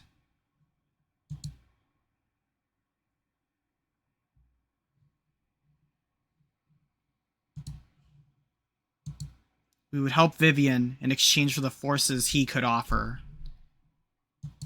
We would defeat Draku and give this nation a new and bright future. But that meant we'd be fighting against Pro in the Colosseum. He so foolishly pledged his support, and I had no idea how to react. I never expected insubordination and a borderline betrayal from this. Our lives were on the line. I had to make the right choice. I'd rather live with Draku than sacrifice myself for Vivian. Ulrich has the wrong idea. What he's doing is suicide. Everybody starts to part ways, but the doors remain locked. People try to open them, but Draku quickly makes them stop. None of you shall leave. I wouldn't want you running away. He claps his hands and a bunch of servants approach him. Private quarters will be arranged for those involved in the fight. Tomorrow morning, you will all be escorted to the Colosseum. For tonight, enjoy the ball. I think you'll find it quite exquisite. Oh, troop morale is risen by 5%, okay. After that, everybody goes back to enjoying the festivities. Regardless of our allegiance, we all gather up in the center of the room. I never expected this chain of events would get so complicated. And Draku handled it in such a calm manner, too. It's almost as if he was confident in his ability to win. Uncertainty, confusion, and fright soon fill my mind. He played us. He provoked Pro into pledging his loyalty. At that point, it was already too late. Pro had made up his mind. Unknowingly, we all became pawns in the fight for Alarinthia's future. I should probably roam around the ball until it's time to rest. I could feel out the situation and get my feedback from my comrades. That would be key to helping me sort out this ongoing mess in my mind.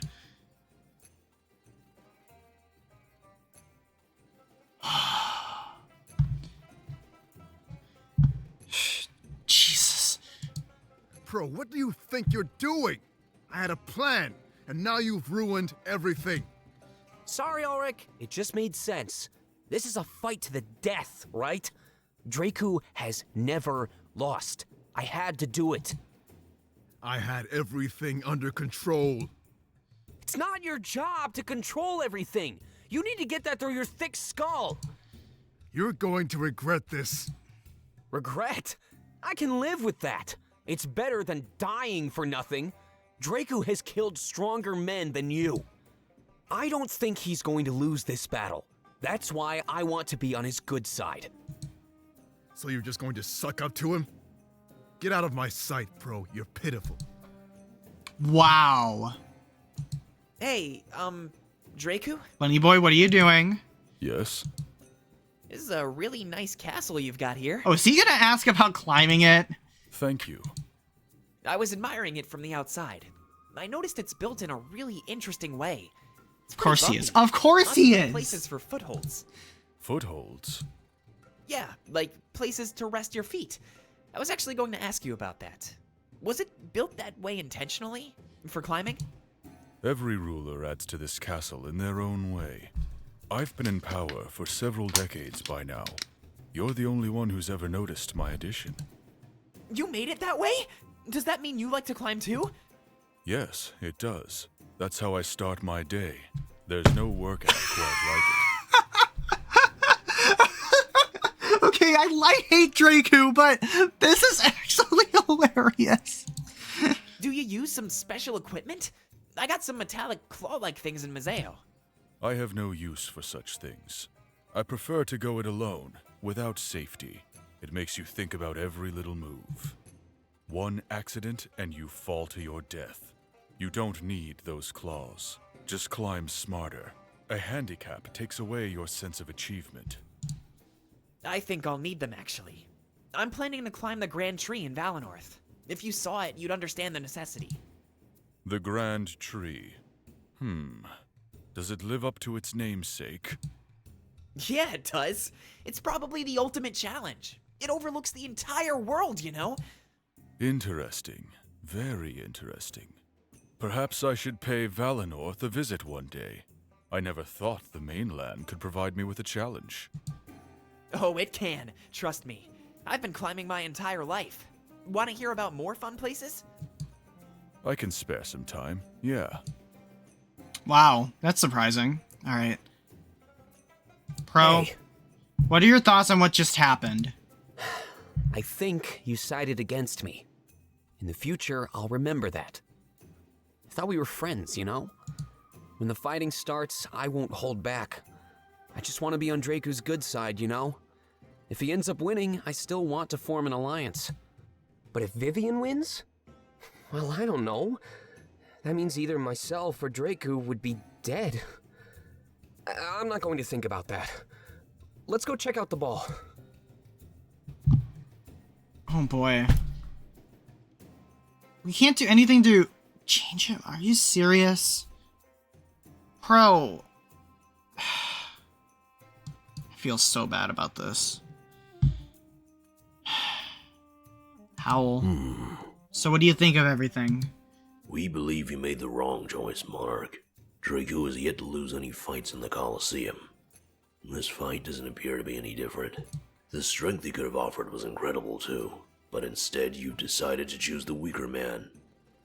Ideals aside, choosing weakness makes no sense. Who cares about a changed Alarinthia if we lose the war? We could give Vivian what he wants, and then march to our deaths. Strength is what wins wars, not the desire for change, and not hope. We will be exploring the castle if you need us. The ballroom is our next stop, so we can meet there. In the meantime, enjoy this ball as much as you can. Hey. What are your thoughts on this whole thing, Ulrich? I'm grateful for your support. I really am. I've always told you how much I want to change this place, and now I'm getting the chance. This almost feels like a dream. I'm not a fan of what Pro did, though. I hate to say this, but I'm prepared to kill him. If I see an opening, I have to take it, Monarch. I think I need a few drinks after all of this. Truth be told, I'm still a little confused about everything, but I assume that confusion will wane when the battle starts. I'm going to go check out the rest of the castle. I'll see you around. Remember, party responsibly.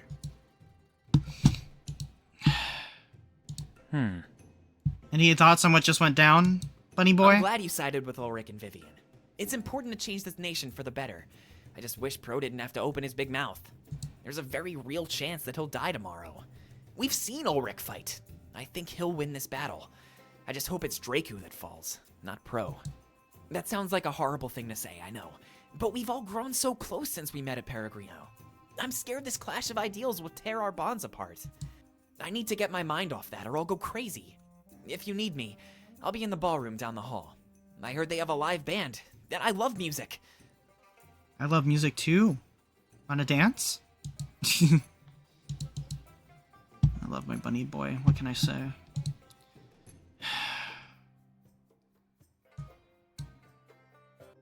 When I entered the ballroom, I noticed my comrades scattered about. They're all enjoying themselves, having the time of their lives. Draku spared no expense. This is fancier than anything I've ever seen. There's a live band playing music that's pleasant to the ear. Couples sway about on the dance floor while others feast on a buffet. Please tell me what is about to happen. An open bar attracts many patrons. There's something for everyone here. My comrades notice me and give me smiles as they enjoy the party. As I'm about to step forward, somebody bumps into me from behind. It's clear on purpose to grab my attention. I quickly turn around. I hope you're prepared to fight, Monarch. You'll be among the soldiers during tomorrow's fight. Regardless of your allegiance, I'm excited to see your abilities. I would be honored to know that you gave it your all. Either way, I thought it would be best to come meet you here. You're a guest in my castle, not a prisoner as it may have seemed. It's just tradition for challenges. They're mostly issued at the castle. It ensures that the people involved in the fight can't back out. We take these battles very seriously, as you could tell. This is all lining up with what the vision said, actually. I nod. That much was clear. I hope we haven't issued any offense. We can... You are joking me. We can actually flirt with him? Of course not. Everything is fine. I'm glad to hear it. Thank you for your cooperation. With that said, I have a ball to enjoy. He walks into the ballroom and is quickly crowded by people. Greeting every single one, he ensures that they're all happy. He's very charismatic. Everyone painted him as a savage man. I notice Dominic and Valessa standing off to the side. They don't seem overly interested in joining the party. Didn't get their input yet, so maybe I should approach them. Take a few steps forward and as to not block the entrance to the ballroom. The music gets louder and the reverberation fills the grand room. The sight and sound combine to make an utterly beautiful experience. I'd try my best to enjoy this before retiring to my private quarters. When I was ready to sleep and then fight, that's where I'd go. I couldn't delay it forever, but that I could occupy myself for a bit.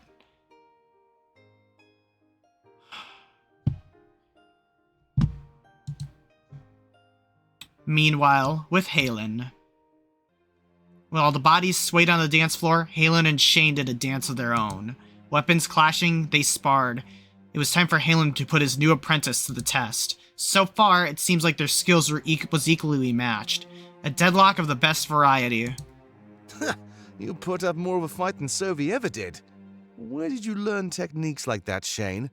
It almost feels like you're the teacher in this scenario. You pick up a lot of stuff on the streets of Museo. Back when I was younger, it was either fight or die. A lot of the rebels are just like me, so get used to it. Let me guess, you all banded together after the occupation. That means if I learn your weakness, I learn theirs. A weak strategy. All sharing the same fighting style? Well, now I know why you wanted to spar so soon. And here I thought you might be warming up to me. Don't flatter yourself, Shane. Then stop giving me reasons to. Their weapons clash again. Halen's sword with Shane's daggers. They had no problem being Halen's match with such small weapons. His agility and quick thinking was more than enough to counter raw strength. I guess Sovi wasn't much of a fighter. He used to be, but I could tell he always held back. There was doubt in his mind, and it clouded his judgment. I trusted it would go away, but you know what happened next. Yeah, and he's paying for his mistakes. But you can trust me, Halen. I won't let you down. Remember... You killed your former leader, your best friend. I don't need anything else from you, Shane. That proves your loyalty almost tenfold. Good. Shane sheathes his daggers, done with the sparring. So what do you think Sovi will do next? I mean, he's no longer welcome in Balteus, right? I saw him wandering the halls before he left. It's funny. He might actually try to seek out the blade. He was saying something about Alarinthia over and over. What makes him think it'll be in Alarinthia? Well, the rebellion will try its hardest to survive. After what we did, it makes sense that they'd flee the mainland. They can't come here, so the only other option is Alarinthia. Makes sense when you put it that way. Sovi? Maybe he can regain his honor after all. But I have to ask, why aren't we going? The rebellion will come here eventually. We have the home advantage if we sit and wait. There's no way they can overpower our army. That's smart. So we're really doing this. We're going to end the rebellion. And any more that may come. I sense a bright future for us, Shane. And we'll do it all. For the Triumvirate. Yeah, for the Triumvirate. Oh my. Oh, this place is incredible. Draku sure knows how to throw a party. What about you, Ulrich? Having fun? Draku was my enemy, Valessa. We're practically being held prisoner. Despite that, yeah, I'm having a good time. I could tell, actually. How many drinks is that? 5? You don't want to fight with a hangover, do you? It wouldn't be the first time. I've taught myself to fight in any state of being. Just something you learn to do when you're as old as I am. And how old is that? Old enough. Besides, I doubt I'll have much trouble tomorrow. Even if I fought Draku while drunk, I could take him down. So don't worry about my well-being. I've got this. You can fight while you're drunk, too? Of course. It actually makes things easier. Your movements are sloppy and unpredictable. That's all you need to confuse and overpower your opponent. Wow, I never thought of it that way. That's a pretty unique fighting style. You'll be sober tomorrow, though, right? Depends on how tonight goes. Don't worry about me, I'll be fine. Just go and have a good time, alright? Alright, if you say so. This is gonna be super interesting. 2 undefeated men, locked in combat. Yeah, I'll make sure to put on a good show for you. It's like a sport. Everybody will be watching intently. You better cheer for me. I'll be listening, Valessa. Sure. So, Pro, are you having a good time? Of course. All according to plan. I know Ulrich is mad, but he'll get over it. We can win this without either of us dying. Yeah, just take out the leader, right? Ulrich is stubborn, though, so be careful. I think he might actually try to kill you. I've been watching him spar for years. I'll be fine. I know exactly how he operates. The best weapon is knowledge, right? I hope so. You remembered my lessons. How could I forget? It'll help me win this battle. I know it. Make sure to cheer me on, all right? I think I'd like to remain silent, actually. I can't be taking sides at a time like this. As long as we get an alliance, I'm happy. Oh, come on. Not even gonna clap for me. I'll remember that when you give another speech. I think my days of giving speeches are over, Pro. That honor belongs to the monarch now. But I'm sure they'd say the same as me. Man, I hate how neutral everybody is acting. Sometimes it's all right to take a side. Well, it's not that I'm not taking a side. It's more like... I shouldn't gossip to you. You're a combatant. It'd affect your morale. What an interesting way to tell me that you side with Ulrich.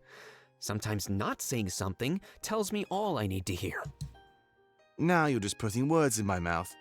The only person I tell is the monarch. Interesting. What?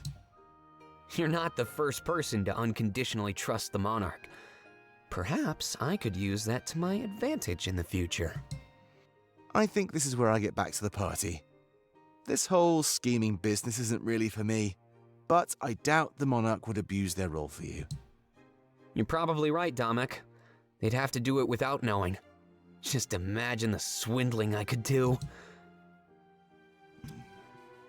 Do we know how to throw parties or what? Who do you mean by we? Our people, like the pure ones. We're different civilizations, remember? Did the old monarchy party like this? This line of questioning is pointless. Why do you wish to know such trivial information? It's what friends do, Howl. Haven't you ever heard of hanging out?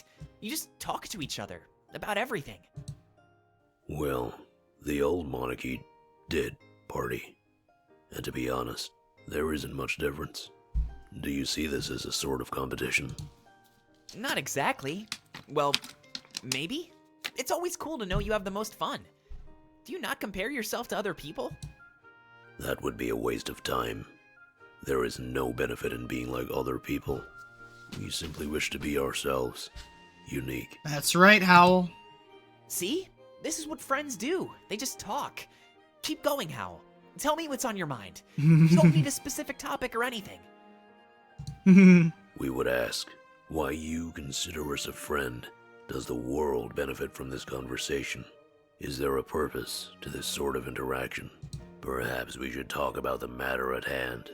There is much to discuss about Vivian and Draku. Nope, we can't talk about that. That's work stuff. We're here to unwind. Another concept we do not understand. Every moment we waste, the enemy gets stronger. It's not a waste, though. If our bond grows stronger, then so do we. It's important to get along with your comrades, Howl. Very well. We will try. This party is an interesting experience. Are you having a good time, Fortame? There we go. Now you're doing it right. Just a few more steps and you'll be ready to dance. We would rather die. Oh my gosh, lighten up. Anyways. Valessa, my girl. I approach Valessa and watch her inspect the buffet table. It looks like she's having a hard time deciding what to eat. It's all free though, so I'd have some of everything. Why do they need to put alcohol in everything? These pastries would be fine on their own, you know. Just because you can doesn't mean you should. She fills a plate with a few random sweets. It appears that they're all alcoholic in nature. That sounds fancy, but they're all just doused. The locals are sure eating this stuff up, though. Call me old-fashioned, but food and drink should stay separate. If this is a delicacy around here, then Alarinthia isn't really my place. She smiles as she continues filling her plate. But you gotta eat, right? This isn't the kind of place you want to go hungry. I never thought I'd miss some of the food back in Valinor. But enough about that. Are you having a good time, Monarch? Aside from the whole Colosseum business, of course. Yeah, Draco sure knows how to throw a party. That's for sure.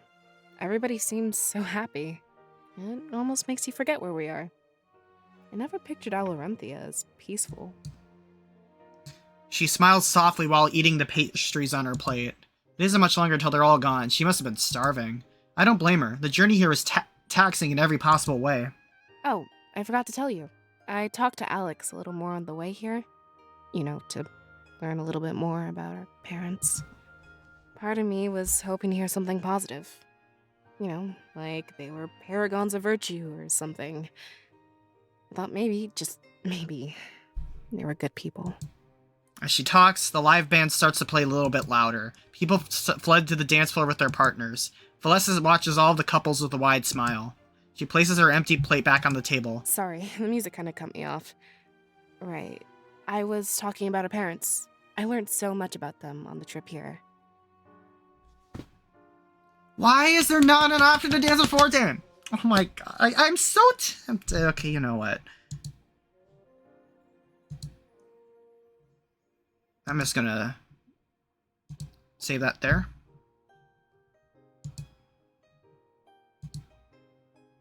Tell me everything, I'd love to hear.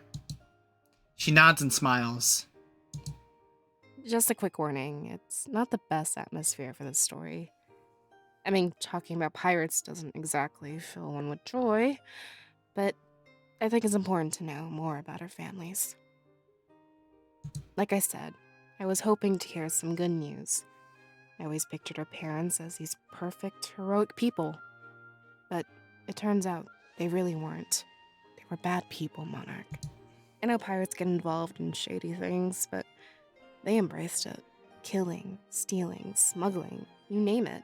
They were legends in Mazeo. They had a whole network operating for them while they were back home. That's how they managed to have a presence in both nations at once. I went to Mazeo every month or so to inspect their operations in person. Explains how they managed to raise us and balance their double lives. Maybe it's for the best that they passed on when they did. The village and Salus raised us. They gave us our sense of morals. I can't say I'd be too happy if I inherited the morals of our parents. They could have dragged us into the life of piracy as we grew up, too. That would be dangerous. We could have died years ago, you know? If you died, then right now, the world would have no hope at all. So, maybe the occupation was meant to happen.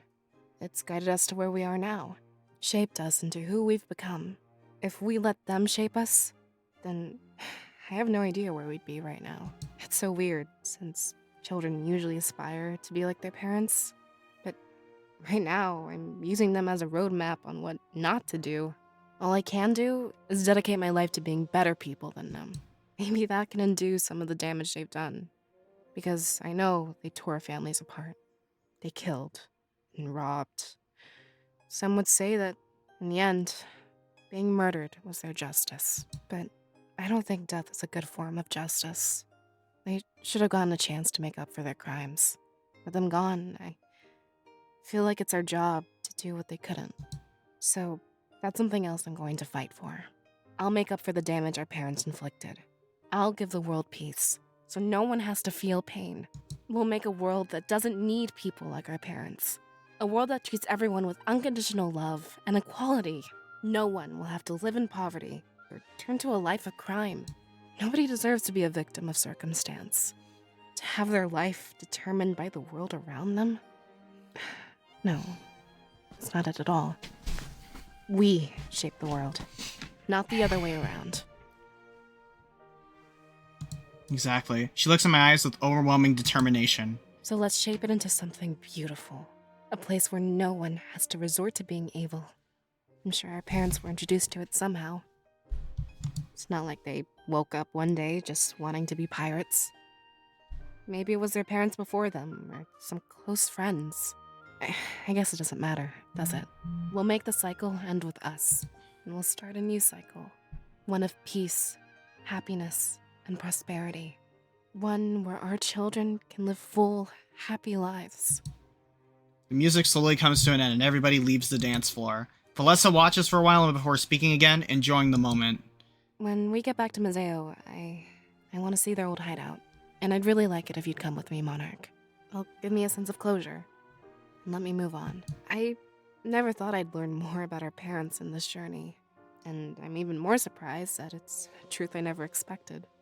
But if I could go back and never learn it, well, I wouldn't. It gives me the drive to become a better person, and it really makes me appreciate everything I have, including you, Monarch. I could never do this alone. She smiles and then examines the room. I'll let you go and tend to some business, Monarch. I should probably talk to Fortum about this stuff too. He deserves to know about his parents just as much as us. I nod and watch her as she slowly walks away. Only she could turn a horrible truth into such contagious optimism. She was right. We'd create a better world where no one had to be hurt. Valessa's loyalty scene has been unlocked. It'll be available after the completion of Act 4. Loyalty scenes can be initiated from the Rebel HQ war table. Alright, Dominic. I walk over to Dominic as he's standing alone in the corner of the ballroom. He looks a bit awkward, like he knows he doesn't fit in, but I don't blame him. With the stories he told me last time, I knew a crowded ballroom would frighten him. Hey there, Monarch. I hope you're having a good time. I mean, given the circumstances, of course. I can imagine it's hard to have fun when you know what's coming. Actually, forget I said that. I don't want to ruin your experience. I'm just airing my own grievances. Forgive my venting.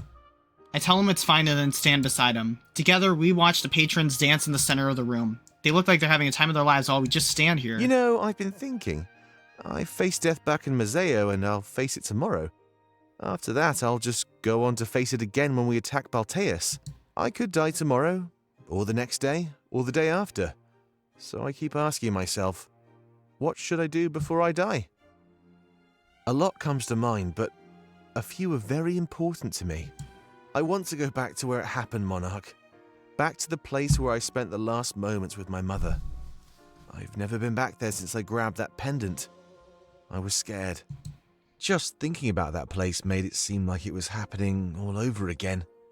I can't even imagine what would happen if I went back there for real, you know? It's easy to avoid since the town square is quite large, but I'm done avoiding things. I could have died back in those tunnels, Monarch. Something like that really puts things into perspective. If I die, I want to make sure I've lived life to the fullest. So that means there's a few things I'd like to do. Most importantly, I'd like to go back to where I lost my mother. I don't want that place to hold power over me. I want the power. You already know about some of my other fears too, but it'd be ill-mannered of me to request your help for those. So, about Museo, I'd just like a good friend to be by my side. He blushes and shuffles in place. It was clear that he meant his fear of physical contact. I could help him with his Museo trip, but I stopped to think about the rest. Can you say something, Monarch? I don't know if I can handle such an awkward silence. Don't worry, Dominic. I can help you put all your fears to rest. All of them? Then that means... You know what? I'll let you take the lead on that one. We're a long way from Museo after all. I can be patient. He smiles, almost like a weight was lifted from his shoulders. It would be important for him to enter the final battle with a clear mind.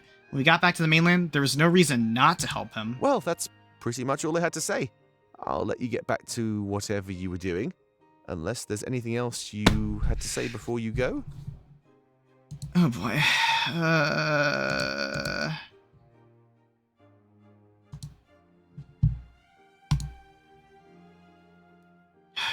There's some... I know that I can do multiple dates at once, but I really want to focus on Fortame first.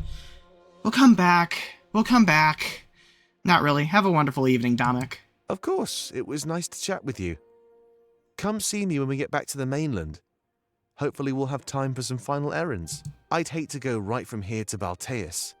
We need a final reprieve before we end all of this. No regrets. Just in case we don't survive the war. He smiles. It was a grim thought, but a realistic one. If we made it to Balteus, we might not make it back home.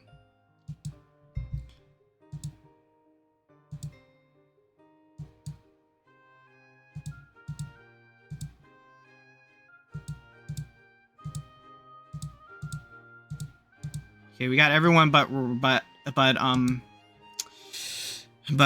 Howl. I don't know if we can pursue Howl, but I don't know. I feel so bad that I'm missing out on all these options, but like again, I'm wanting to do individual character routes especially because I do need to go through multiple times, get through all the choices. This game is just something else. I need to be content with everything I did up until that point. I leave his side and wander back into the center of the ballroom. The hours are slowly passing by. I couldn't delay tomorrow's battle forever. That thought weighs heavy on my mind as I contemplate what to do next. When are we gonna get more time with the bunny boy? Alright. Private room. As soon as I get to my private quarters, I rest the blade beside the bed. It feels good to get that weight off my shoulders. Too bad the relief would be ephemeral. I don't know how to pronounce that. I sit down in the bed and think about what would be coming in the next few days. A tournament to decide the fate of Alarinthia, an alliance to help us attack Balteus. Not even a day or two after the Colosseum battle, we'd be sailing into the final battle. Will we win, or will we perish? The blade showed me nothing when I asked. I sat down on the bed and decided not to try using the blade again. The anxiety of not being able to know almost wasn't worth it. It was supposed to do what I wanted. Was I not strong enough? The blade was so mysterious I'd probably never know. I lie down having enough of today's events. Things were crazy. Just when I think we get to relax, we're pushed into more conflict. But this conflict is clearly proven divisive among our team. Pro and Ulrich against each other? Vivian and Draku too? Perhaps this is a lesson that casualties are unavoidable.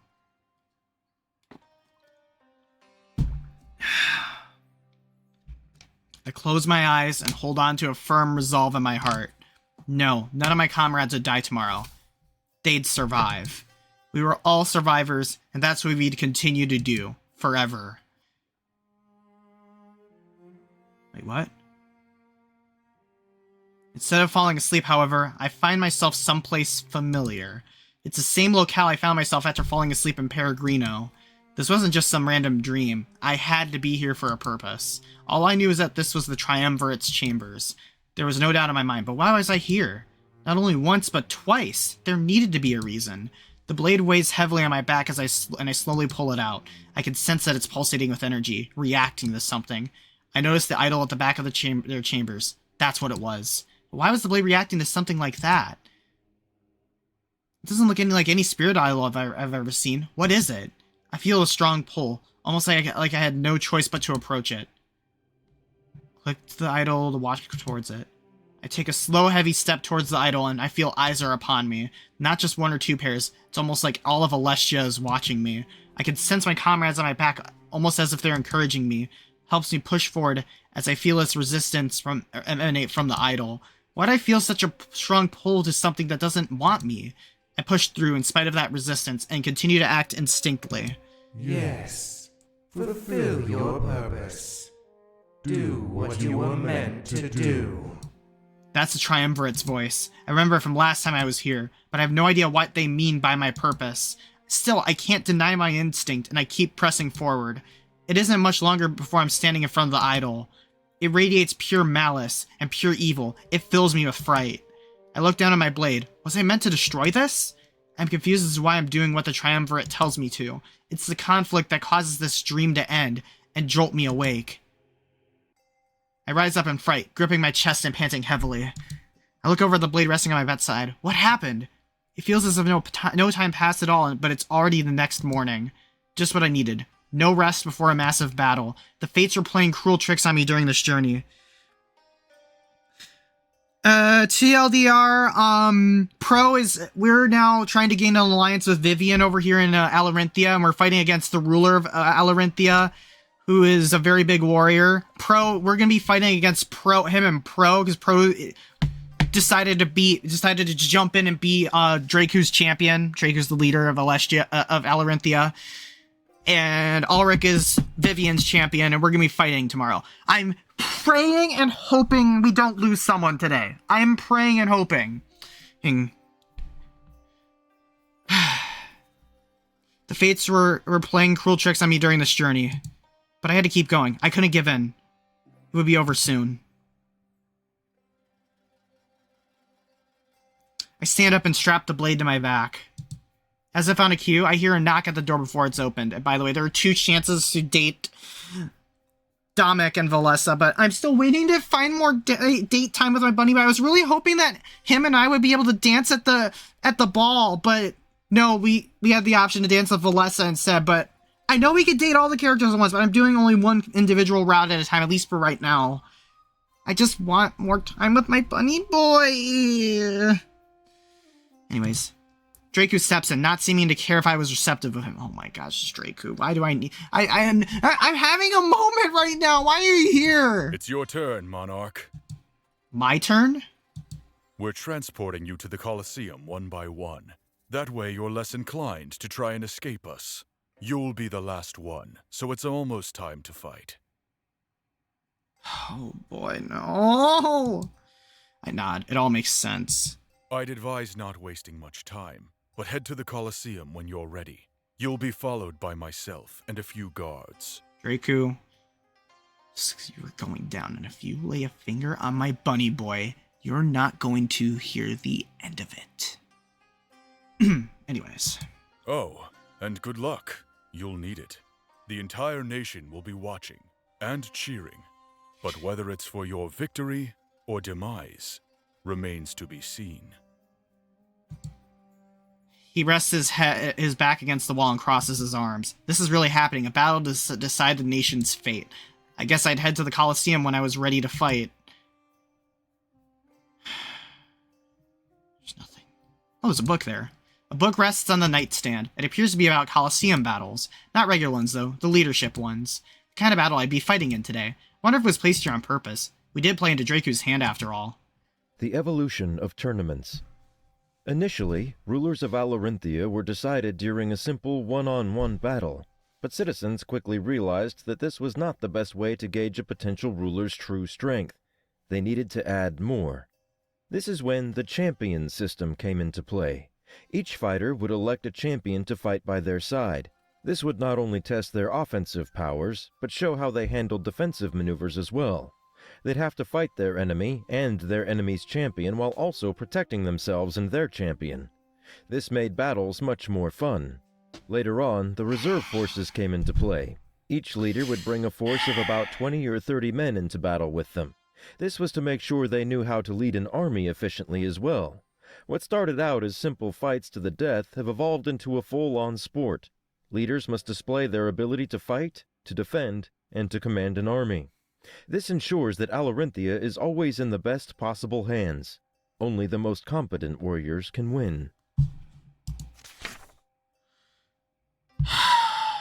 Let's go.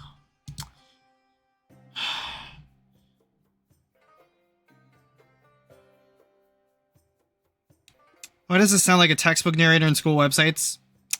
Kinda. I'm so scared. Foxy Jr., please. Please give me good luck. We need Pro to survive. We need Pro and Ulrich to survive.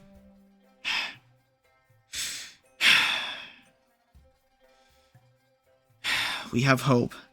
We're fighting for a better future, a hope of a better future. This is for you, Fortame, my bunny boy. Oh boy. I make my way to the Colosseum alongside Draku and some of his soldiers. It's a massive, towering structure, almost putting the castle to shame. It makes sense that he'd be bigger. Alarinthia was all about fighting. Sacrifice Foxy Jr. to Pakistan? No! It's massive. Yeah, Alarinthia was all about fighting. Here we are. If you head on inside, you'll find your allies. After that, you'll all be escorted to a private room. You'll have a few moments to prepare once you're in there, but I'd say within the next hour or two, the battle will be over. They don't last very long if both sides have prepared enough. He crosses his arms, looks at me dismissively. You may wonder why I'm doing this, even though you sided against me. The answer to that is, it's in my nature to show my enemies some kindness. I do not kill in cold blood. I will mourn you and honor your memory, Monarch. Press X'd out. Hello, Sparko, welcome in. I'm very scared right now. This is about to be a climactic moment right here in this story. It is a noble thing to die for your beliefs. Perhaps your memory will inspire future generations. Generations that can go on to be killed, just like you. He steps forward, looking at me dead in the eye. I do not expect to lose to Vivian. I've killed far stronger men than him. Some would call you foolish for your choice. Why are you why are you being so kind to me, and yet you're literally just did a 180 and just say that to me straight up? I know what I did, Draku.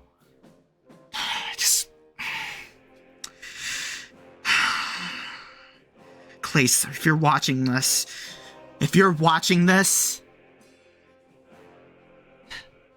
you're getting a thumbs up from me. I've never had a game do something like this to me. With a smile, he lets out a soft laugh. But I am not one of those people. As I said, I treat my enemies with kindness. You may have realized it, but that's why I held the ball. I'm not falling for it. I'm not falling for it. You only care about power. But the ball is over, so I must find another way to be kind. And that is showing you a swift, painless end in the Colosseum. You wish to die for your beliefs. It would be my honor to aid you. To think that I actually could try and flirt with this dude.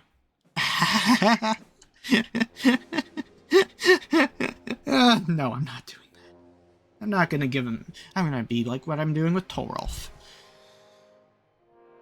I'm so kind, now perish. Yeah, exactly, Malex Lupus. Also, hello, welcome in. This is, yeah, first time chatter. Welcome to the stream. After seeing these harsh words, he enters the Colosseum. I have no choice but to follow him as the guards block any avenue of escape. There is no way we lose. We'd have Ulrich on our side. He's a match for Draku. Meanwhile, with Sovi. Sovi looks on at the ocean, watching the ripples and waves. He remains silent, attracting the suspicion of the captain. Approaching Sovi, he attempts to converse to pass the time. It shouldn't be longer than a few more hours, but I have to ask, what brings you to Alarinthia? It's probably better for you not to know. I don't want to involve people in my problems. Oh, another thing I forgot to mention, Blueball. Sovi got fired. He got fired as the Grand Inquisitor of the Triumvirate. Halen is now the Grand Inquisitor, and then Shane is now his apprentice. So basically, he's now coming to Alarinthia for some reason. I have reasons to believe he is gonna get involved in this fight somehow. Involve away. What else are we going to do? You paid me tenfold to take you and you alone. How can you expect me not to question that? I expect you to do the job you're paid for. Anything else is unnecessary. Don't you agree? Look, the way I see it, we're friends here. If you need a ferryman back, I'd love to help you out. Treat me with a cold shoulder and you could get stranded. Yeah, I don't think you should mess with the pirates. Is that a threat? Of course not. I'm just curious. Here, let's start with the basics. What kind of work do you do? You already know what I do for a living. Don't you think I deserve to know as a courtesy? I don't care if you're breaking the law or anything like that. No, I'm not breaking the law. But honestly, I don't know how to answer your question. I guess you could say that I'm between things right now. And why is that? I thought it was time to seek out better opportunities. In Alarinthia? To be honest, I have no idea. I just know some people who might be there. Talking to them should get things on the right track. And what line of work are you in? I guess you could say I seek out information. Nothing pleases me greater than learning the truth. But the people I worked for were far less than honest. Lied to by your bosses? Join the club. They'll do anything to save face and get their way. That's part of why I work on my own now. I get you. Captain scoffs, surprised at Sovi's earlier hesitance. Is that what you were so worried to open up about? Trust me, almost everybody knows what that's like. I hope your next opportunity is more fruitful. I can only hope. So what did they lie to you about? Everything. Then I can see why you'd run away. Excuse me? I just mean, it's totally understandable. Sovi steps towards the captain, clenching his fists. He brings himself face to face as if trying to intimidate. I'm not running away. I'm doing what's right. The captain matches his gaze, taking one step forward. He didn't give in to Sovi's intimidation. He was an even match. Sometimes running away is the right thing to do. They stare at each other until Sovi backs away. Something was different. Normally he would stand his ground, but he no longer served the Triumvirate. He had nothing to prove. I'm sorry. You're right. I didn't mean to start something on your boat. Once we get to Alarinthia, you'll never see me again. There's no need to go that far. Don't misunderstand me. I've got your back. You're not the only man who's run away, you know. Why else do you think I live at sea? Sometimes I don't set foot on land for weeks at a time. I prefer to be out here, where I live on my own terms. I'm free. Free, Yeah, there's no better way to live. Imagine not being shackled by higher-ups. You're fully capable of making your own decisions. Sophie sighs and looks down at the ground. It was his own decision that got him into this mess to begin with. But even though the Triumvirate wasn't pleased, he stood by his actions. That would be wonderful. I've been a subordinate for my entire life. I think it's finally time that I carved my own path.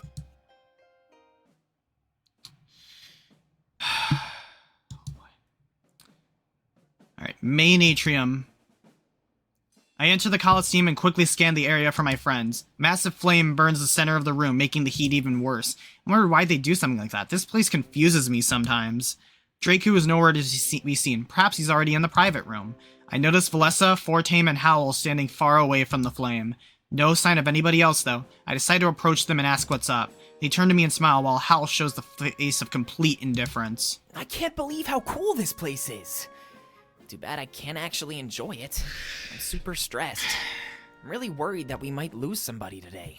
Have we actually worked out who's fighting? I mean, which of our members are joining Draku's reserve forces? The leader and the champion we know, but what about everyone else? Howl steps forward. Ulrich fights with Vivian. Pro fights with Draku. Vivian's reserve forces are part of his own army. Draku's reserve forces will borrow from our army. We believe using the Monarch vessels would be the best idea. We wouldn't want to put any more of our main forces at risk. If we win, our allegiance will make this sacrifice worthwhile. It is unfortunate that we will have to kill our own, but we cannot change what Pro has set in motion. All we can do is try to focus on taking Draku's life. He looks at me. As for Valessa's question, the Monarch will fight among Vivian's reserve forces. It is important for a leader to fight for their beliefs. No delegation at times like this. This means that several of our key members will be put in harm's way. It may be impossible for us to avoid the loss of our reserve forces, but we may be able to win without losing any of our comrades. We must simply focus on the lives of Vivian and Draku. He crosses his arms, speaking sternly. It was more of a demand than a request. Do your best to kill Draku before any harm can come to Pro or Ulrich. We have the option to mitigate our losses, so we must take it. No pressure or anything like that. So you'll be safe, Hal? Along with myself and Fortum? What about Dominik? He ran off with Pro and Ulrich. I suppose we'll find out. We should head to the private rooms and prepare. The battle will be starting in a matter of minutes. Dominik ran off with both of the champions? That's odd. I guess they've been close friends for a long time, though. Perhaps he just wants a chance to say goodbye to them. The odds of survival for everyone involved were less than stellar, but there was nothing we could do. Everything was put into place. Let's go ask him ourselves, Monarch. This whole ordeal is kind of confusing. For a while, I was scared I'd have to fight. I'm glad you're not fighting, Bunny Boy. I'm at least happy about that. Yeah, same. And I was really worried. But now I feel bad that I'm just going to watch. This whole situation is so messed up. I agree, Valessa. It is less than ideal, yes. But we cannot change our circumstances. Let us gather together for last-minute preparations. Only by preparing for the coming storm can we avoid tragedy. If we stand here any longer, the odds of losing our comrades will grow. Do not let the enemy get the upper hand. That has happened enough. He points to a nearby staircase. That must lead to the private room. Yeah, everything was happening so fast, I could use a few moments to plan. One last team huddle before the fight would help. We need to minimize our losses. We need to make it through this without losing Pro or Ulrich. If such a thing is even possible, then we'll find out how to do it. If not, it's not. Well, honestly, I don't know what I'd do. Heart to heart with Howl. Let's go talk with him. Howl stands in the middle of the Colosseum lobby. Staring deep in the flames, it looks like he's lost in thought. He's whispering to himself, but I'm unable to discern his words. I take slow, cautious steps towards him, curious as to what he's doing. But, like always, he reacts before I can initiate the conversation. We knew you'd be there, Monarch. I take a few steps back and cross my arms. He turns to face me and looks into my eyes. A few steps backward, as always. But away from what? Do you fear us? No, you mustn't. You still choose to talk with us. Join us, and we shall look into the flames together. Like our vision, it is always changing, never the same. We've thought about this a lot since we talked on the boat. He turns to face the flames, and I stand by his side. Together we look into the flames with the heat assailing us. It feels almost unbearable at first, but I soon get used to it. I know what you're feeling, Monarch. We felt the same when our vision first went astray, but now we find ourselves asking, is it actually astray? Seeing both the future and the past. Is it really bad? For example, we see Draku win the battle, but also Vivian. We see Pro fall, and Ulrich fall. We even see a future where you fall. Instead of seeing only ahead, we see in every direction. It is almost like a natural evolution to the power we hold. If we can learn to control this, it would be a tremendous boon. The same goes for the visions of the past. Different outcomes, different information, secrets revealed. What if we could search these alternate paths for information? Let us look at the attack on the Rebel HQ in Mazio. Perhaps a past exists where Damak found out about it. Not useful now, but I think you see what we're suggesting. It makes sense. He's seeing alternate versions of the past. Perhaps versions exist where information comes to light early. If he could learn to control this power, it would help us tremendously. For example, what if a past exists where we didn't bother with Alarinthia? He could search through memories of our attack on Balteus and glean information. Perhaps we've even made it far enough to learn the Triumvirate's true identity. But unless he could control his power, it would be useless to speculate. It hurts my head to think about it, but I've seen alternate futures firsthand. I have to consider the possibility of alternate pasts as well. It stands to reason. There was no real explanation for either, so both were oddities. The old monarchy had the power of visions, but where did they come from? Howl turns to face me, and the flames illuminating his differently colored eyes. We wish to try to master this ability before the final battle. If we can gain any useful information, it would aid our attack on Balteus, especially if it can help us uncover any traitors within our ranks. Traitors? The more we think about it, the more it makes sense. In the Rebel HQ, you were as lambs to the slaughter. The Triumvirate must have been tipped off somehow. Rest assured that if there is a traitor, we will find them. After that, their fate and punishment is yours to decide. It is unlikely that Shane is the only turncoat among you. The thought fills me with fright. Bro even walks along the path of disloyalty, siding with Draku. And making things more complicated, we will keep a closer eye on him. He's most suspicious. I must admit, Pro's actions did confuse me. In fact, everybody in Alarinthia confused me. They treat this Colosseum business like afternoon tea, like all this death is just a daily occurrence for them. At least it kept them introverted, and the Triumvirate would like that. Those focused on fighting themselves would be less inclined to rebel. There is more to this story than we know. We hope that in the end, an alliance is formed. We would prefer to leave this nation as soon as possible. An endless cycle of death, creating strength. Each leader falls to someone stronger than themselves. Through death and sacrifice, Alarinthia gains power. We would prefer to gain power through other means. When you rule this world, Monarch, please consider this. Do not walk down a path similar to the Triumvirate. The occupation was a prime example of their nature. They kill others to gain strength, to ensure they rule. It would pain us to see you become like that. It truly would. He stares at the sword on my back. Because you may follow after them without even knowing it. For now, that is all we have to say. There are no other concerns. Next time we talk, perhaps more will have come to light. At least, we hope. I step away, taking his hint. I can see how mastering his new visions would be helpful, but if any traitors are revealed, that would be devastating. These were alternate pasts, he said so himself. What if someone is a traitor only in some far-off past? We could end up punishing somebody innocent and loyal. His words are as cryptic as always, even about the cycles.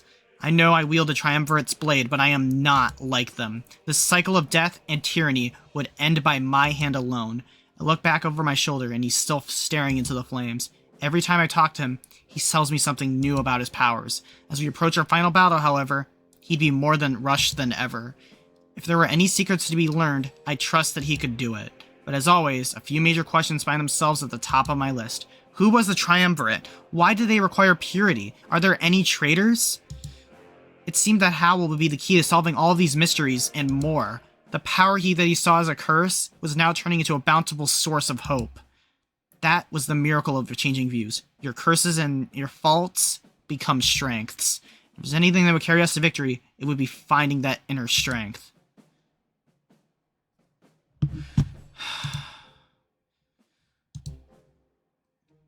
The private room is small and cozy. One lone window provides a view of the arena, where we're able to fit inside without too much discomfort. Dominic seems to be mediating an argument between Ulrich and Pro. They look in my direction as I enter, but quickly get back to business. Given the circumstances, it made sense that Ulrich and Pro were at odds.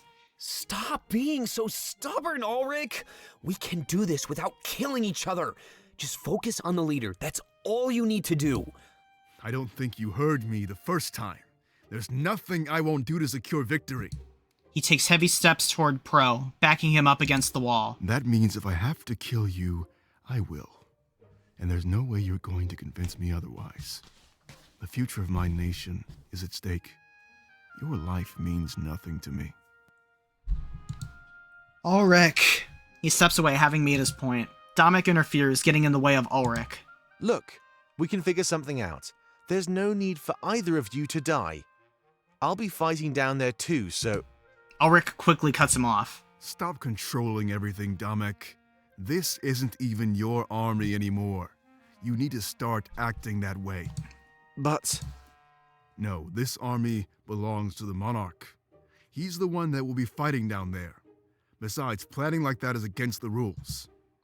It's a fight to the death, no matter what. Conspiring to prevent that displays a lack of honor. I may want to overthrow this tradition, but I won't mock it. He tilts his head towards Draku, who stands in the corner of the room. Mutual respect. That wasn't something I expected, Ulrich. There's nothing I enjoy more than an honorable opponent. It almost makes up for the attempted crashing my ball. He smirks, a sinister look on his face. But it doesn't mean I'll go easy on you. Where is Vivian, by the way? Did he run? No, he's in a separate room. Something about meditating before the fight. I leave him be until it's time to do this. Speaking of which, may I request some time with my comrades? If the battle is starting soon, then some farewells may be in order. Oh my god! He looks at Pro as if his words are about some sort of threat. Of course. I didn't mean to intrude. As soon as you're ready, we will begin. I'll be in the lobby while I wait for you all.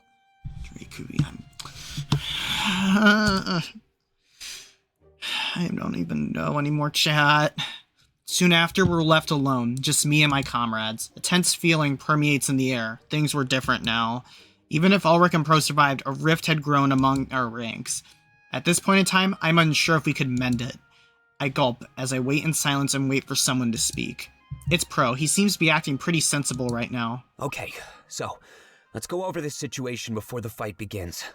We need to make sure we understand exactly what's going down. The upcoming alliance will ensure our attack on Balteus hits hard. I'm fighting alongside Draku as his champion. The fight is over if either him or myself fall in combat.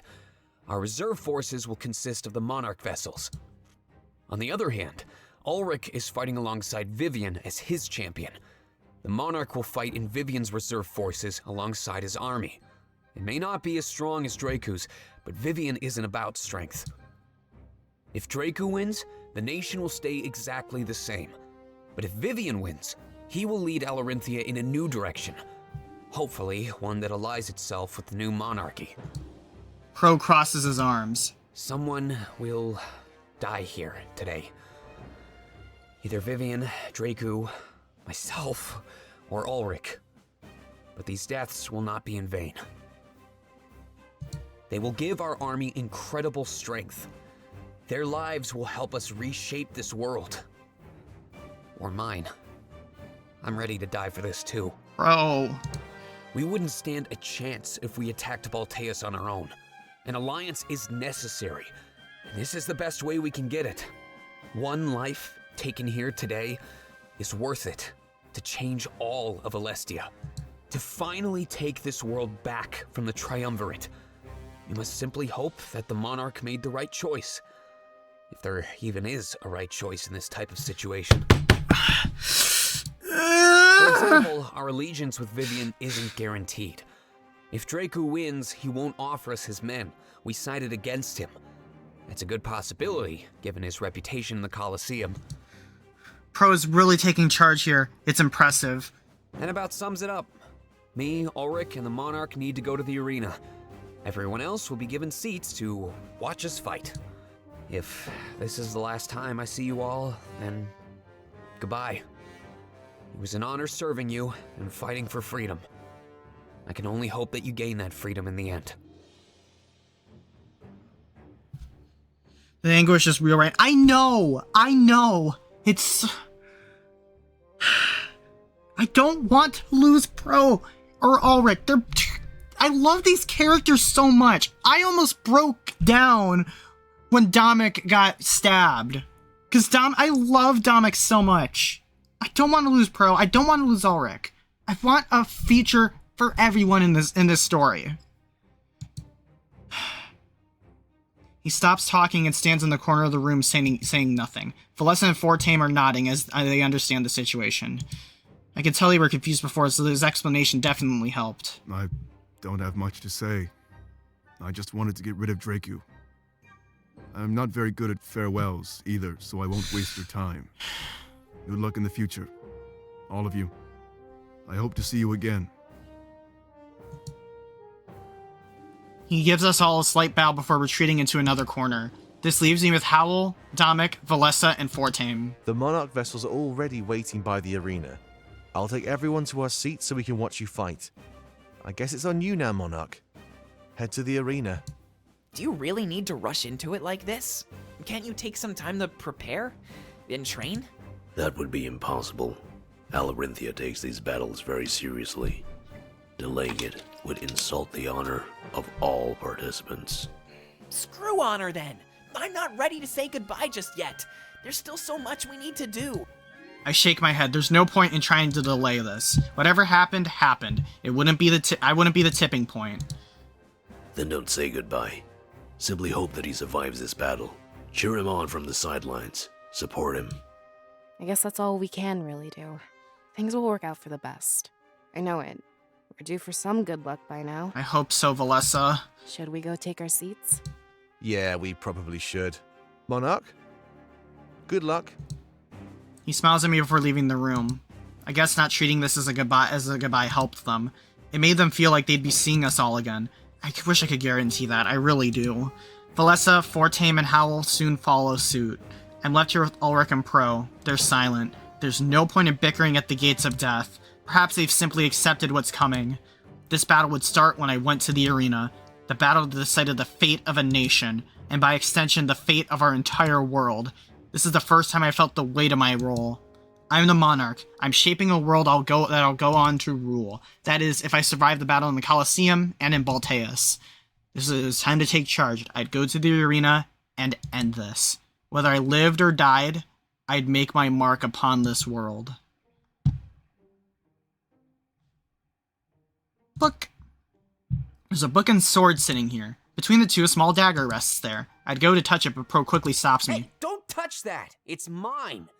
I plan to use it during the upcoming battle. Never touch a weapon that's not your own. I apologize and set my sights to the book. It seems to be at the Grand Library in Balteus. Why was this here? Was Stubby studying it? The Grand Library. Located in Balteus, the Grand Library is something of an anomaly. While many say it contains literature about Alestia's entire history, nobody has ever actually set foot inside. Rumors of a mysterious man tending to the books are rampant. Could such a collection really be under the watch of one individual? Furthermore, what are the books actually about? Members of the Triumvirate's honor guard ensure that nobody but this mystery man enters the library. But who could he be? Just what is the Triumvirate protecting? Interesting. Heart to heart. Pro. I approach Pro, who remains standing in the corner of the room. It looks like he's scared or nervous, but that's understandable. In mere moments, we'd be fighting for the future of our army. A few moments after my steps come to him, Pro looks at me. Sorrow appears on his face and looks like he's filled with regret. Look, I'm sorry for making things complicated. I've been getting looks from everybody. They hate me.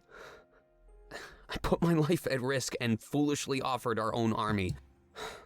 We need that army for our final attack on Balteus. Everybody thinks I've condemned us to death, but it's not true. This situation is super complicated and their vision is so narrow.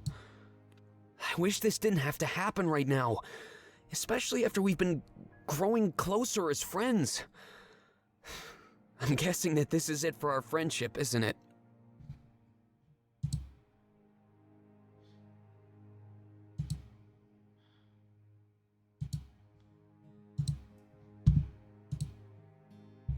Of course not. I forgive you, Pro. Pro. You're a great dude.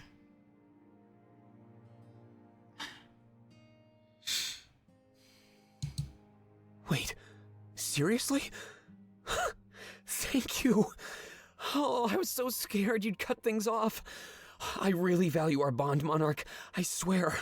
Bro, you've been loyal to us this whole time. You had different views, but we're in this together. We're in this together.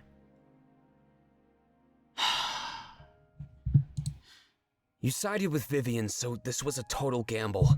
It's good to know that we can endure a difference in opinion. Ulrich wasn't giving me the same courtesy. I think he'd even kill me. But I guess I can understand why he'd do that. This isn't just about an alliance to him. This is his home.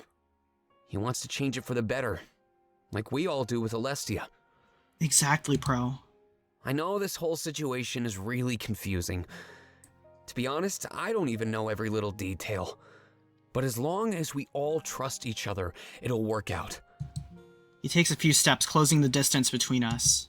His eyes are filled with hope now, a stark contrast to moments ago. Thank you so much, Monarch. I know there isn't much time, so we need to get going. But that's all I needed to talk about. I'm good to go. After this battle, we'll have a long chat. There's so much I need to tell you, but I just can't right now. I promise that at the end of the day, this will all make sense.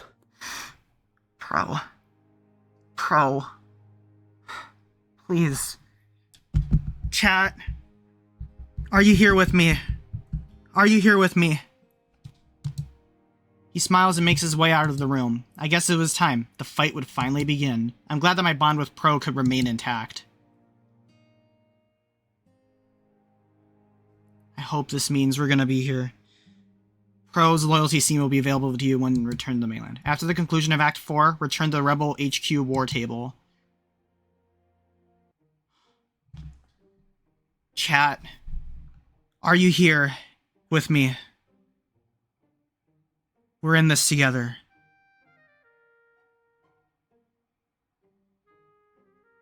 Let's do this. Let's do this.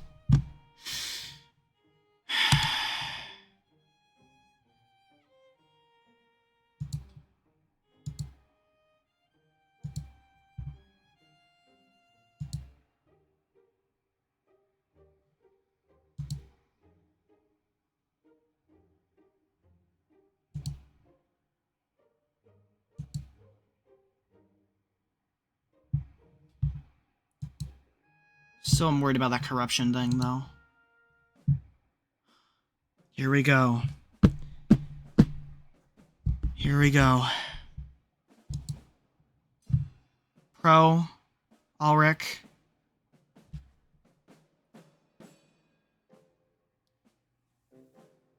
I usually end my streams with 3 hours, but this is the last bit of this game, of this act.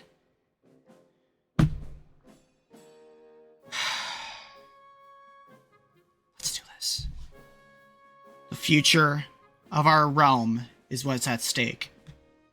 For you, Fortame, my bunny boy. For you, Valessa. Pro, Dominic, Ulrich, Howl.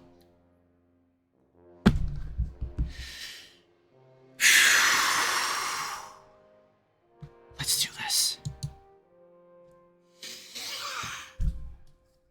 I am so scared. I enter the lobby with Ulrich and Pro behind me. Our comrades are there, and they immediately turn and stare. An odd aura fills the air. But this definitely is an odd situation. Vivian stands on one side of the room, and Draku stands on another.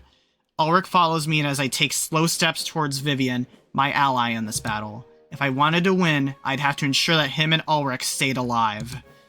So it's finally going to happen. I've been dreaming about this day for a long time. Do your best out there, Monarch. I've got your back. Of course, I have heard rumors about that blade you're carrying. So if you don't mind, I might choose to lean on you for support too. If we all take care of each other, then we'll be unstoppable for sure. I nod since he's right. We need to make our way to the other side of the Colosseum. Both groups start on opposite ends and meet in the middle. That's where all the chaos ensues. It'll be pretty hectic. I'm counting on it. It's been ages since I've seen a real battle. Do your best to stay out of danger, Monarch. Leave this to us. There's no need for you to risk your life unless you need to. Our targets are Draku and Pro.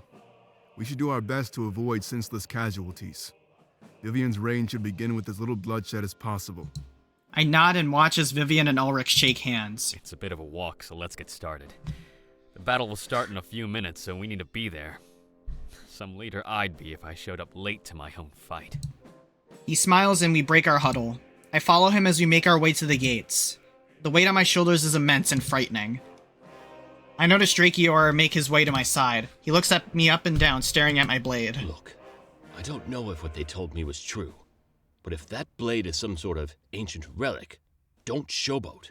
Anything other than strength and strategy will be seen as cheating. That blade may have powers to help you out in Maltius, but not here. Do your best to blend in as a regular combatant, all right? I don't want you putting Vivian in jeopardy out there. I shrug since I don't really have a say in the matter. I suppose the powers of the blade were pretty much cheating. A thrown battle would do little to prove Vivian's credibility. After a trek that seems like forever, we're at our gates. They're shut tight, and I can see another set from across this one. At the other end of the arena, our opponents are waiting, just like us. I look over at my allies and gulp. The crowd is roaring with excitement. Our lives are simply entertainment to them. Remember, we're fighting for a better future. Our hopes and dreams will carry us to victory, I know it. Of course, Ulrich's sword arm will sure be a big help. No need to put on the pressure, Vivian. But I know you're right. This is all I've ever wanted. And with you two by my side, I know I'll never fail. He smiles, but that smile is quickly wiped from his face. The gates begin to open, giving us a clear view of the arena. Chat, lock in. Lock in. We take a few steps outside of the gates and look around. The crowd goes wild, and that's when all heck breaks loose. The reserve forces rush to the center to create a line of defense. Stay back, Monarch. Let me and Vivian lead the charge. Yeah, just make sure to stay out of danger. We can't have our future ruler falling in battle. Now! I stay back as instructed and let them lead the charge. After a few minutes, everybody meets in the center. All I hear is clashing metal and agonizing screams. It's an absolute massacre, just like... I gasp but takes a few steps back, anxiety coursing through me. It feels like I'm right back in the Rebel HQ. Everybody is dying! I clutch my chest and start to panic in the arena, my breath short. What's going on?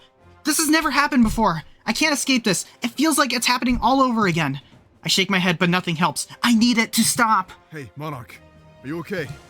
I am unable to respond as my enemy soldiers close in on me. Draku's reserve forces, our own men, and are coming to attack me. Or were they? I had no idea if they'd actually follow through. And thanks to a sudden interruption, I'd never find out. Monarch! Ulrich rushes to my side and pushes me on the ground. I hit the floor with a loud thud, and I'm knocked back into coherence. However, this did little else but redirect the attention to him. With almost a dozen men charging toward him, he stands his ground. Unsheathing his sword, he sizes up on the oncoming attackers. One single swing later, they're all knocked to the ground. It seems like he's shown them mercy as they squirm on the ground, injured. I'm not sure what he was calculating, but that was impressive. It's almost like he knew exactly when to swing for maximum effect. It hurts me to see them harm our own, but there was no other choice. Forgive me, Monarch. It was either them or you. I had to make a decision. Give me your hand. We need to keep things moving. I nod and grab his hand. He helps me back on my feet. I have no idea what just happened. Was that a vision? Or something else? No, there was no time to think about that. We had a battle to focus on, and it was a battle that we were winning. We pushed the opposing forces back towards their side. After a few minutes of battle, they're almost backed into a corner. We had them right where we wanted them. Or did we? No! Draku! Just when we think we have the upper hand, Draku plays his trump card. His forces spread out, quickly run around our flank, surrounding us. We weren't quick enough to react. We were all too close together. Stay close, Monarch! This must be what Draku was counting on. If we can break free, then victory is surely ours. Vivienne! They take slow synchronized steps towards us. We all look for a weakness, but we can't find any. In a few minutes, they'd close in on us. The strategy, it seems desperate. That means he doesn't have anything else up his sleeve. Get us out of this, Monarch. Use that blade if you have to. They raise their blades, readying themselves to attack. They're still far away, but it's enough to intimidate us. I reach for my own weapon response and unsheath it. I take slow steps forward, matching their synchronization. They stare at me, confused, and some of them even scoff at me. This was my chance to shine. I had to save us all from this trap. Gripping the blade tightly, I try and figure out how to activate it. As if sensing my instinct, the gear on the base starts to spin fervently. I raise it up in the air and demand that the blade assist us in battle. Immediately after that, a flash of white light overtakes the arena, just like every other time the blade has been used, as if that's its call. However, this flash of white light subsides almost as soon as it began. It seems to leave everybody in the arena blinded. They stagger back, waving their hands over their eyes, unable to see. In their confusion, they step back, revealing a gap in their formation. And that gap is exactly where Draku stands. And with my comrades also blinded, it might just be up to me. I grip the blade and watch Draku panic in his sight-robbed state. The crowd grows silent, almost in awe at what's going on. All eyes are on me. They know I used my blade to do this. I gulp, unsure if I should attack or wait for their sight to return. I don't want to think I'm a coward who needs to disarm their foes. With so many people watching, I need to consider what image I give off. I would be in the highest seat of power after this war. I need to think.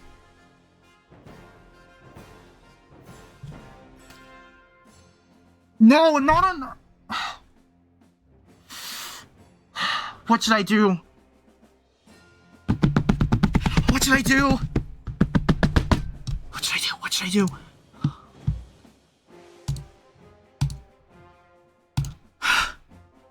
What? Because if I attack Draku now, this is going to give off an impression of dishonor. But if I do the other thing, it's honorable.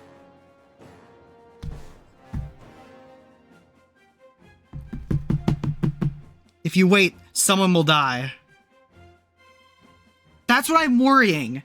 I don't want Pro or Ulrich to die. Because if we immediately go for Draku, I assume that's going to end the battle immediately. But I gotta remember, I can hold on to hope if I want to.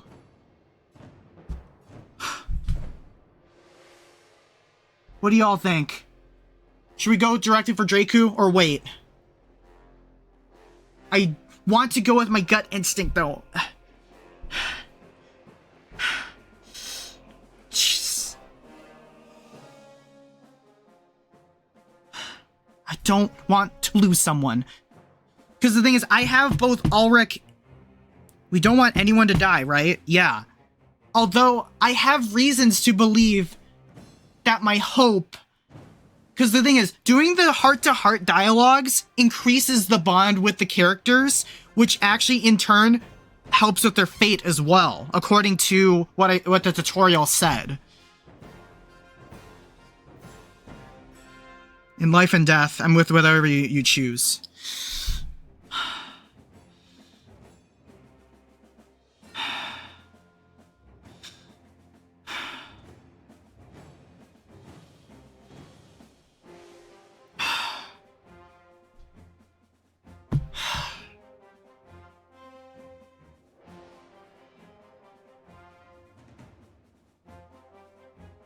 I'm gonna reload if someone dies. Like, I don't know if I'm gonna I don't know if I want to reload if someone dies.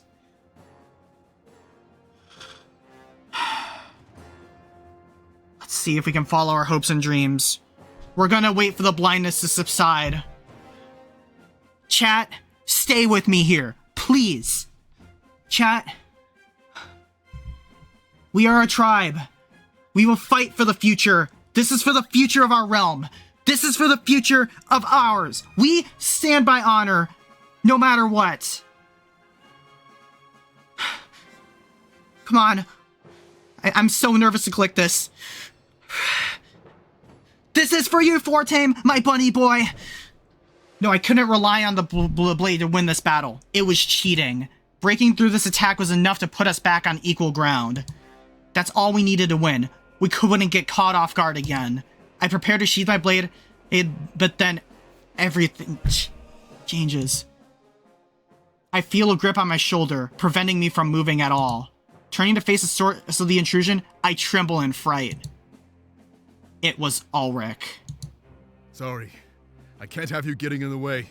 I have to do this, Monarch. Please forgive me. Ulrich? Ulrich? Ulrich?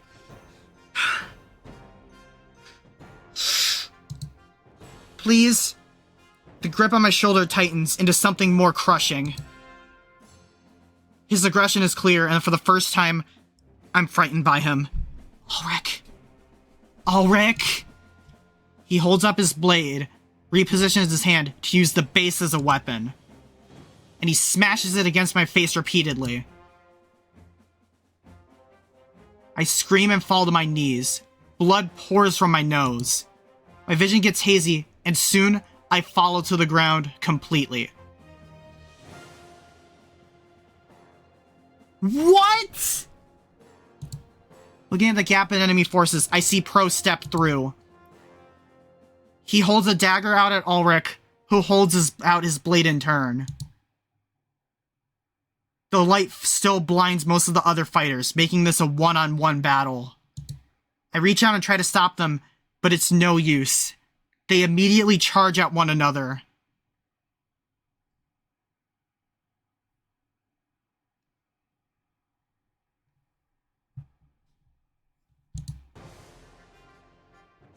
Pain radiates through my entire body and I'm almost unable to focus. Their weapons clash again and again as I finally see Pro fight. He dodges with grace, almost like watching the movies of a dancer. Give it up, Pro. This is what I was meant to do. Changing Alarinthia means everything to me. I can't let you win, Ulrich! We need Draku's strength to take down the Triumvirate. You can always come back and change things after the war. Never! They continue to fight, ignoring each other's pleas, but they'd have to do something quick. The other soldiers are shaking things off. I keep trying to crawl towards them. Their battle was with Vivian and Draku, not each other. Are you really willing to die for this? Think about what Draku can help us accomplish! If the choice is between fighting alongside Draku and death, then yeah, I'm willing to die for this, Pro. But I have to ask, are you willing to kill me in the name of my enemy? Yes, of course! Pro? We talked about this. He looks nervous, like Ulrich is calling out a bluff. He takes slow, intimidating steps towards Pro. In response, Pro starts to panic and step back. If you're willing to kill me, then do it! Show me that our friendship means nothing to you! But we're family! Pro? It looks like Pro is about to cry. No, that's just an excuse you made up. Why are you saying this? Because I don't believe you're willing to kill me. But I stand here, ready to kill you at a moment's notice. That need for friends and family to be loved, that's your weakness. Ulrich, we talked about this too. All I've ever wanted was to change this nation for the better. You, Tomek, the monarch, you're worth less than pawns to me. So I'll give you one chance to kill me.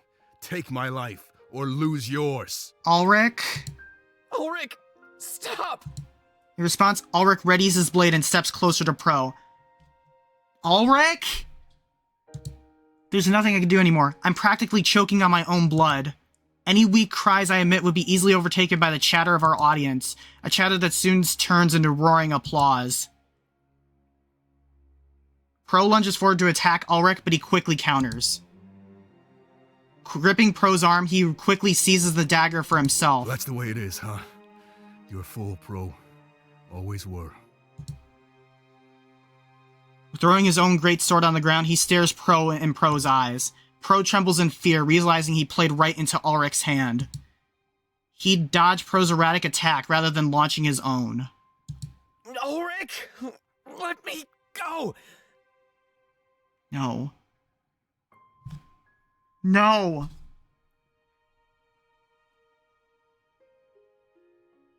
No, don't do this to me. Don't do this to me! As he holds Pro firmly in place, he closes his eyes.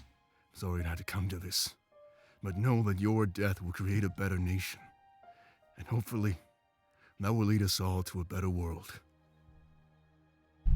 Pro.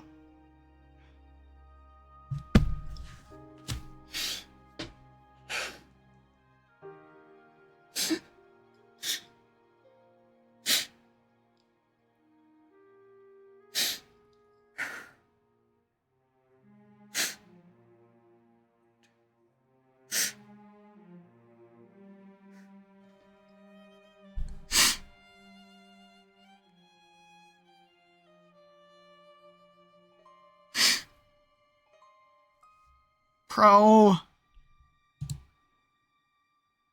He plunges the dagger into Pro's gut multiple times.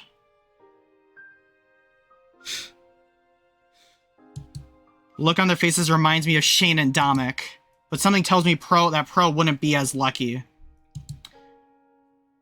I can hear him cry and whimper as he falls to the ground. Looks like you were finally good for something. Ulrich. That's the last thing I can remember. Succumbing to grief and agony, I slowly pass out. The crowd goes wild as the soldiers finally overcome their blindness. They're greeted to the sight of a victor, but I can only see a man who lost.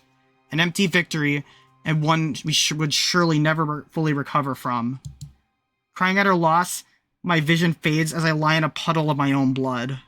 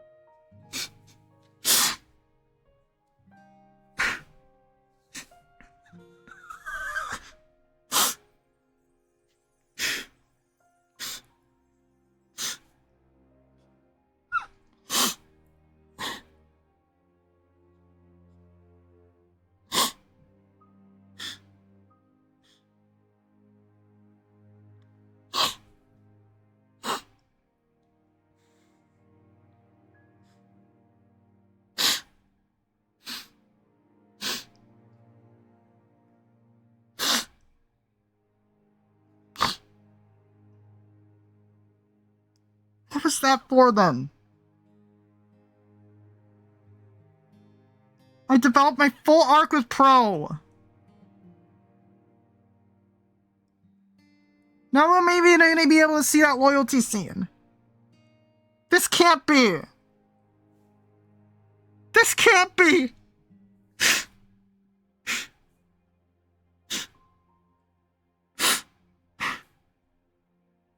This can't be.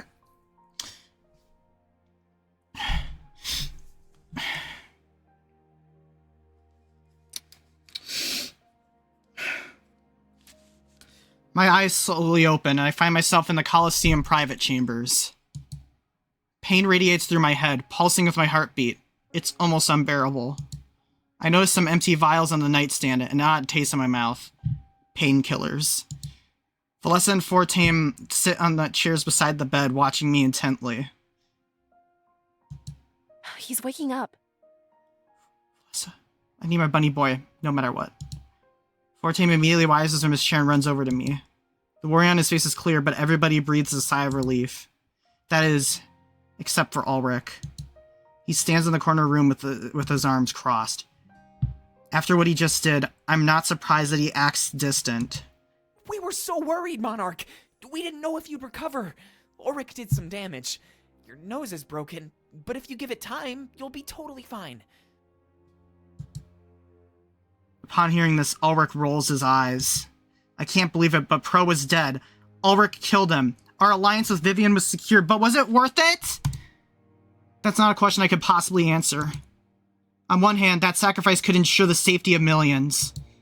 But we were comrades. Bonds complicated things during a time of war. And there was no time to grieve either. We needed to prepare for Balteus.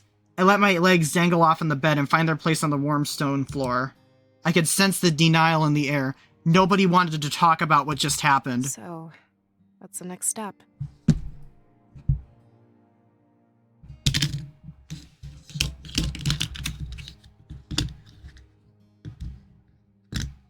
I made the wrong choice.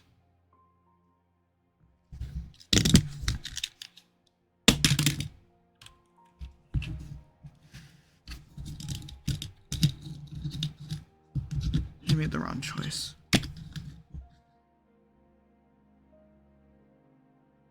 Chat. Dominic enters the conversation. With our alliance finalized, we need to head back to Museo.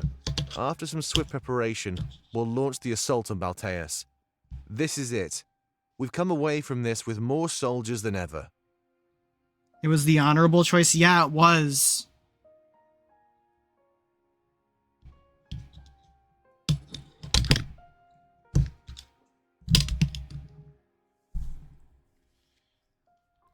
And I honestly, I don't know if what I did, if I did this, Ulrich would have, I don't know if I did the other choice, Ulrich probably would have intervened, because the icon on that,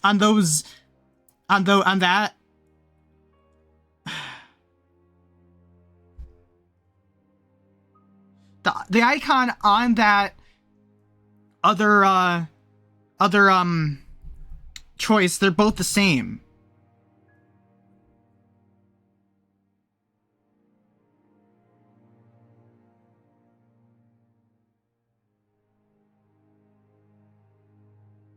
Do I go back and see what the other option is? Or should I just stick with this? Look. I play visual. I love these characters. I love these characters a lot. And to me, characters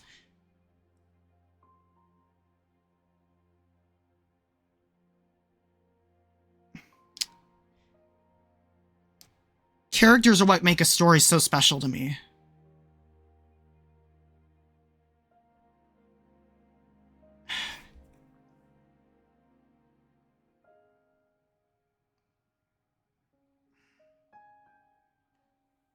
I wish Cleese was here.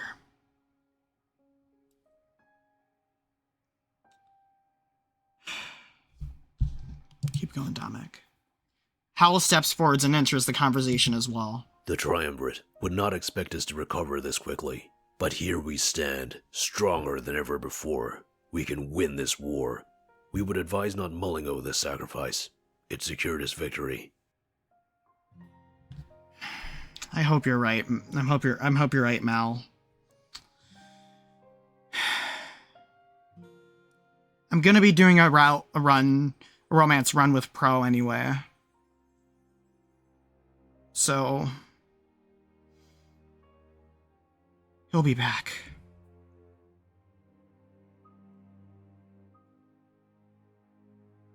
This is my main run, my initial run. So, we stick with what we do.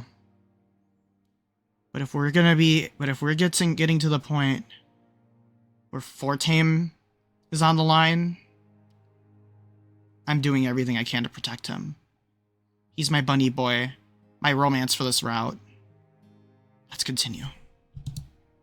Oops. Wait, Pro's still in our party. I hope that means something. Yeah, Pro may have not sided with Vivian, but he sided with us. We're still going to secure the future he was fighting for. Alestia's future. He was a dear friend, and this loss will give me more power, more resolve. Dominic, your accent gives me comfort. I'm just saying that right now. A good outlook. Wasting time to mourn could cost us this entire war. We must make our way to the docks and meet with Vivian. Focus on the things that are within our control, Monarch. I nod, a suggestion born from denial, no doubt. However, despite its origins, it was a good idea. We still have business to take care of no matter what. I stand up, getting out of the bed, and everyone looks worried. They brace themselves to catch me in case I were to fall over. I stumble slightly, but I'm fine. I think I was ready to get things moving. So, should we just start walking to the docks? Let's make sure to stock up on lots of water. The journey back isn't going to be any easier. He gets ready to leave, but Fortame interjects. Whoa, hold on a second here. Before we go, I have a question to ask. What is it, bunny boy? He looks over at Ulrich, who exchanges an awkward glance. Ulrich, why did you do this? You could have waited and went after Draku. Everyone looks shocked, but I know it's something we're all thinking. Without a single word, Ulrich shakes his head and walks out of the room. Hey, I asked you a question, you coward! Get him! It's no use. He's already long gone. Likely to the docks, as I know he wouldn't abandon us. As bad as his actions were, he still seems to serve our cause. Fortame. I know we have an alliance or whatever, but who cares? We lost one of our friends. Why is nobody even sad? We'll have plenty of time to grieve after this war is over. We've lost plenty, and I'm sure we'll be losing even more, but if we give up and mope around, we'll lose everything. We're not forgetting about him, Fortame. We just have more important things to focus on. Let's get to the docks. We can talk more on the trip home. I always agree with you, Valessa. That's part of the problem, Valessa. I don't even know what home is anymore. It was Valenorth and then Mazeo, but everything around us is getting destroyed. Then I thought home was being with our friends. But now they're dying, Valessa. Nobody knows how to respond to Fortame's words. An awkward silence fills the room, but he gets the idea. Fine. Forget I even said anything. But we were betrayed, plain and simple, by one of our own. It may have gotten us an alliance, but it's still a betrayal. And in my books, people like that deserve to be punished. So you can push this aside or whatever, but I won't. This is a crime that needs to be answered for. After saying that, he storms out of the room. This is making me doubt my choice even more. I suppose he was right, but it's really not that simple. There's no point in arguing, however, so we all start to leave. Well, I guess maybe venting like that could help. Let's just get it out of the way while we're walking, alright? Every moment we waste makes our enemy more prepared. Everyone seems to argue, and we all shuffle out of the room. And so begins the long and arduous journey back to the docks. However, instead of hope, this trek would be filled with a feeling of despair.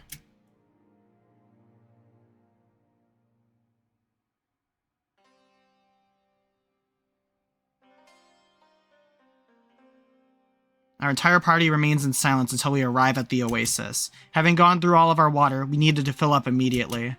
We're all sweating, clearly exerted by our journey through the desert. Well, it's time for a brief break. Let's get some water and then head back to the docks. If I remember correctly, this means we're halfway there. We all nod and start filling up our canteens with water. But while I do, I pay attention to what's going on around me. Ulrich makes sure he's standing beside Fortame while he fills up on water. Fortame notices this and seems visibly angry. It's totally understandable, though. What do you want?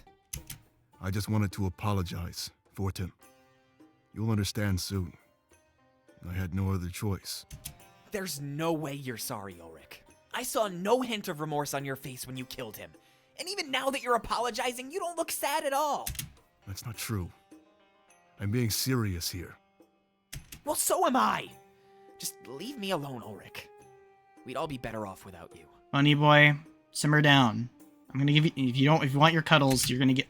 Ulrich takes a step back, hurt by Fortame's words. If he wasn't sad before, then he definitely is now. Fine. He walks away from Fortame, considering the conversation over. As harsh as Fortame was, I think he's saying what's on a lot of our minds. Almost everybody has been treating him with disdain since the battle ended. After we're all done gathering water, Fortame approaches me. He looks so conflicted. After all, he's the only one being vocal about this situation, especially after his outburst just now. He's starting to wonder if he's being too emotional. Come on, Monarch. You have my back in this, right? What happened was way out of line. I know that everybody is focusing on the war right now, but I can't do that. This is just too much to take in. What should I do? Are you going to forgive this? Pro is still in our... No, he's not anymore.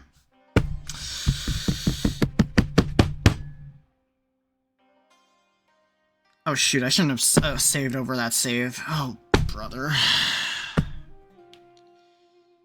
Those words are sharp, like the knife used to gut Pro.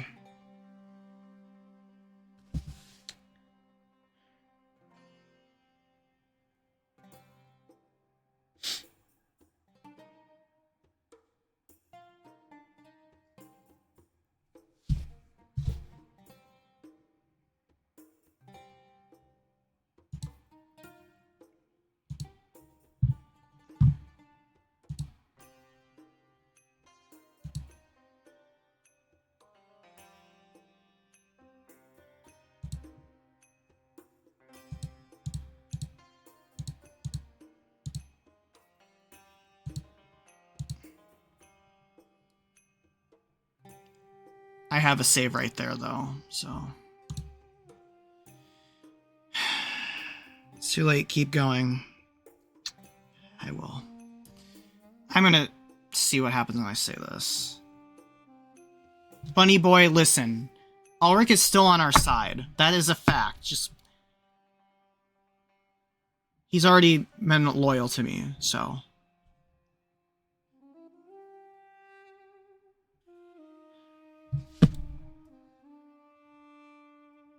Let's see. Do they really, though? If the Triumvirate asked for a second chance, you'd give them one? I don't think that's true. It's just harder because we're all friends. I know, Bunny boy. But then why should friends get a free pass to commit atrocities? This whole thing is just so messed up. It doesn't make any sense. He should be punished, just like any other criminal. Shouldn't he? We'll cross the bridge when it comes to it. I shrug, unsure of how to respond to that last part. He did kill a comrade, but it secured us a powerful alliance. We have to wonder if such actions cancel each other out. One life gave us all the power we need to win this war. But at the same time, is it right to reduce a life to something like that? A bargaining chip on some sort of table containing all of our lives? This is something we'd have to talk about as an entire group. I may be in charge, but this affected everybody, not just me. That's why I let Fortame know. It's only the right way to handle this. All right. But just take my advice. Don't do it while everybody is still in shock. Let them process these events and form an opinion. That's right, Bunny boy. I nod, and it seems like we're all ready to continue. Since we're halfway to the docks, we'd have a long time to think.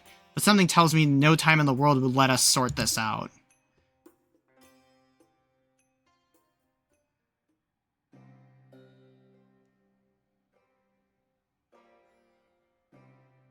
My head throbs as the painkiller started to wear off around the oasis. My coherence fades in and out, though my body still moves. I'm barely conscious. Before I know it, we're already back at the docks. However, I didn't miss anything of note. What surely took a portion of the entire day seemed like mere moments to me. Our group scatters out, but not too far. We're all within an earshot of each other. I noticed our new allies waiting by the ship. Dominic quickly approaches him. Vivian, there you are.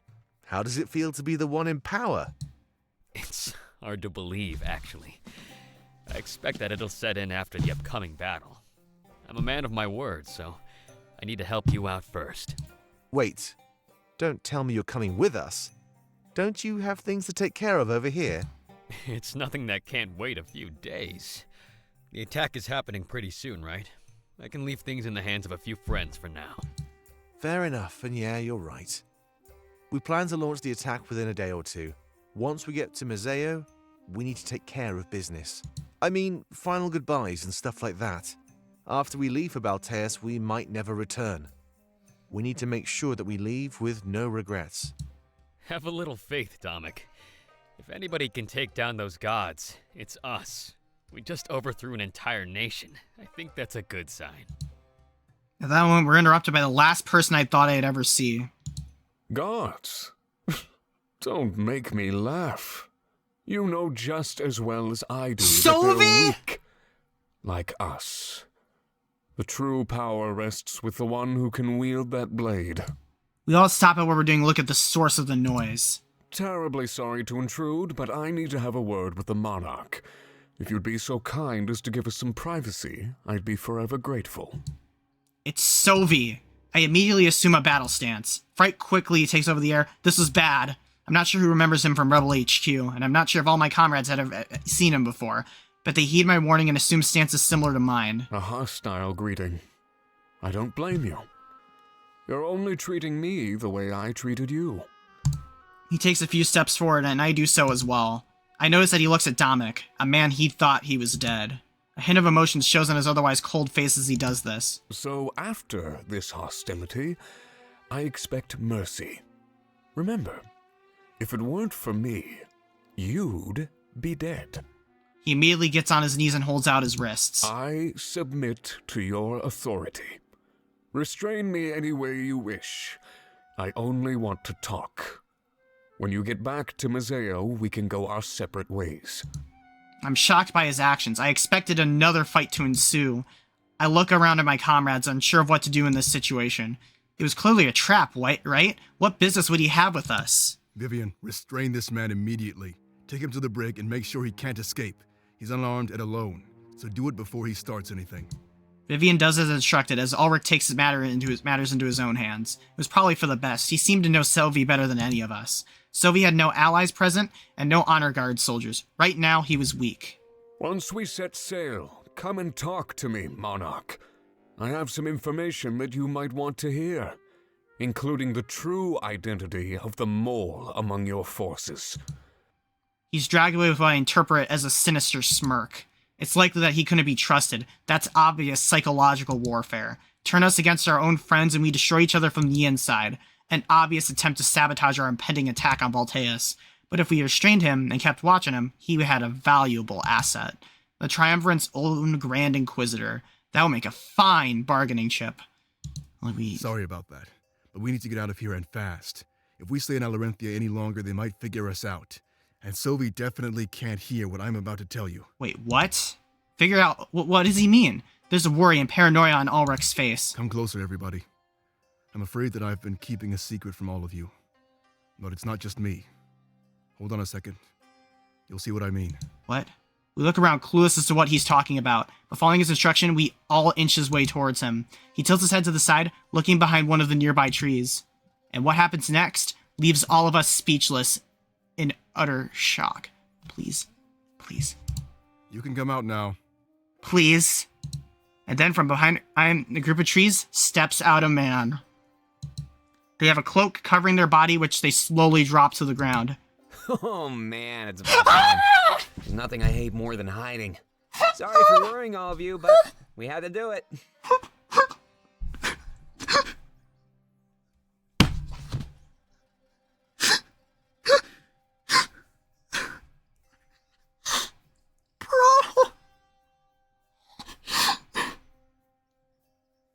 Clace, this is the second time.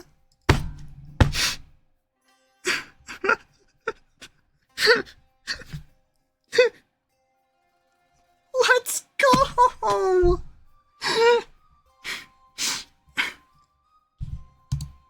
Pro and Ulrich high five and then give each other a tight embrace. Yeah, I'm not the best actor, you know. I think people were starting to see through our lies.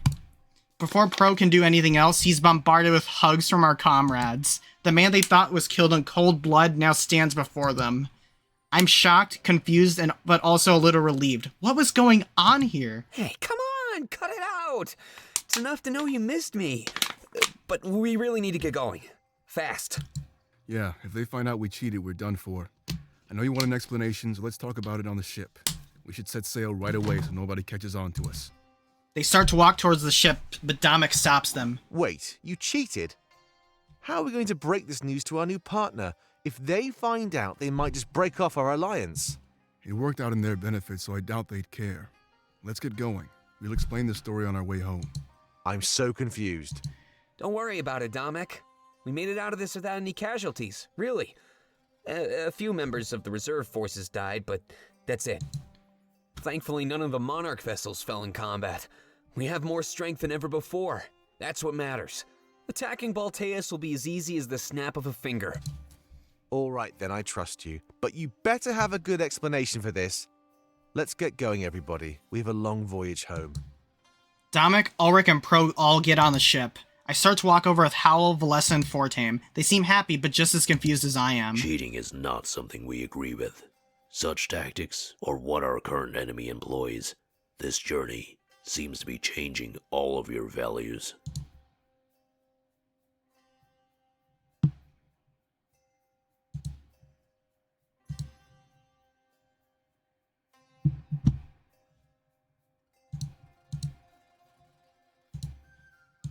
But he's still alive. That's great news. I was really freaking out. I didn't know what to do. Don't tell me you think it would be better if he was dead. Maybe.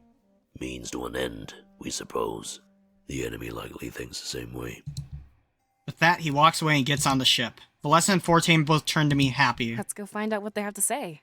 I'm also curious about that other man we restrained. There's so much going on right now, I can barely think. Yeah, I want to figure everything out. I was worried we'd be attacking Balteus without all of our friends. But to know he's still alive? I can't even begin to describe the relief. We make our way to the deck of the ship, but Valessa's words stick with me. Everything was moving so fast, I almost didn't know what was going on. Thankfully, we had a long trip home to get everything figured out. And that was my goal. We'd get back to Mazeo with no questions left unanswered. No matter how shocking the answers were, whether or not I regretted learning them. We seemed to be running on everybody's agenda but my own. Everybody had their own plans. It was time for that to change. Turning the tables.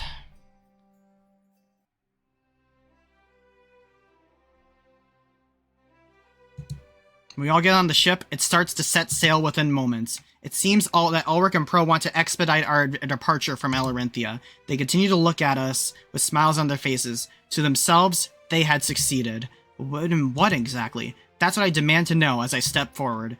If I was in charge, I couldn't have them plotting from behind my back. Everybody gathers around to listen as our ship gently rocks back and forth. Though relieved that there were no real casualties, we needed to know what we got into. If they wanted to leave so fast, was it so bad that we could never come back to Alarinthia? Whoa, it's not that bad, trust me. But it's definitely the biggest score of my life. I mean, swindle an entire nation? Amazing! He continues talking, his pride apparent. It all started after the attack on our HQ. Dominic cheated death, and we rose from the ashes. Then, we were going to Alarinthia, where I knew we'd be fighting. So I thought, what if we could cheat death again, but to our advantage? There was so much room for error that we stepped in to even the odds. I knew that Ulrich would side with Vivian regardless, so I went to him. I didn't want to work with Pro at first. It seemed like a plan doomed to failure. Could we really cheat an entire nation, right in front of their own eyes? Obviously, it sounds impossible, but Pro was pretty insistent. He came up with a solid plan. I'd fight with Vivian, and he'd fight with Draku.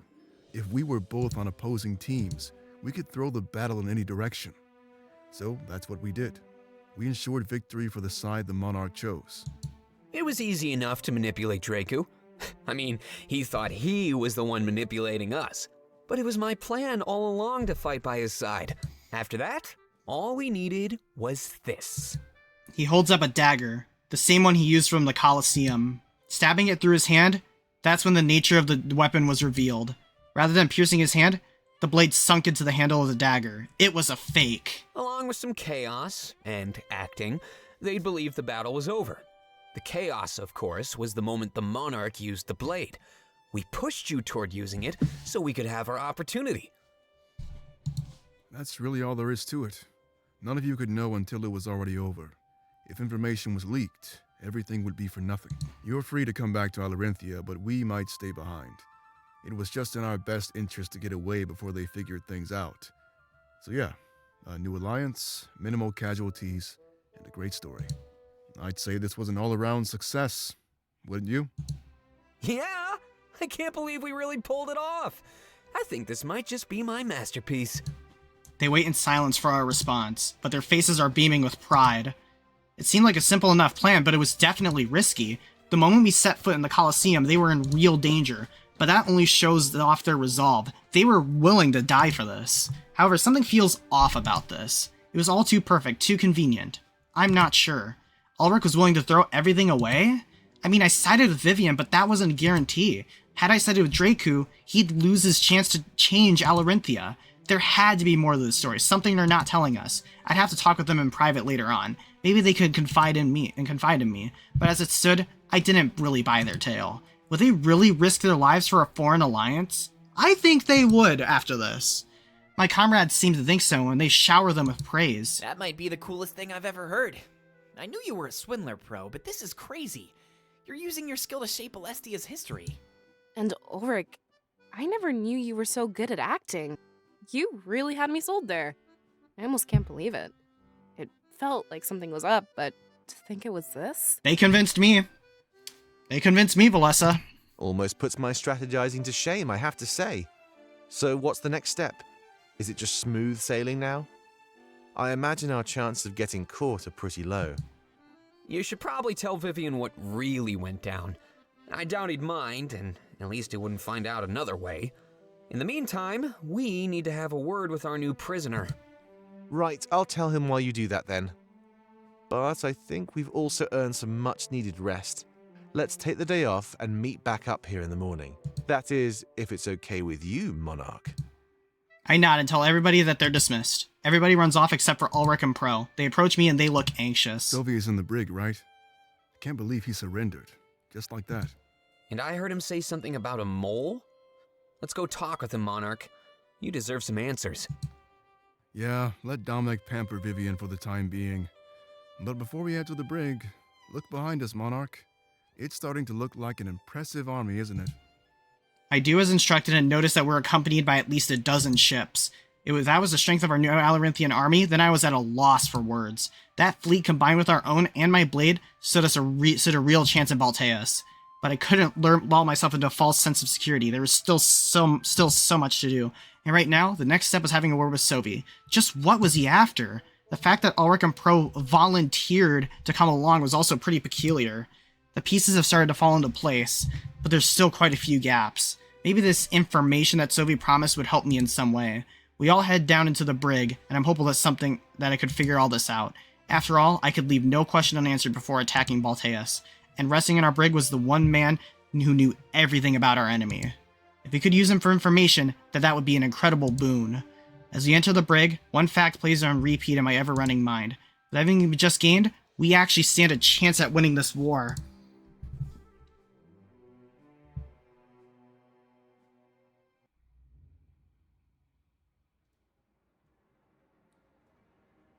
The brig is dark and we can't see much at all. That is until our eyes adjust and we immediately see Sovi. He's broken free from his binds and is doing pull-ups from a ceiling beam. Grunting with exertion, he lets himself fall to the ground when he notices our entrance. Taking a few steps forward, he's careful not to make any sudden movements.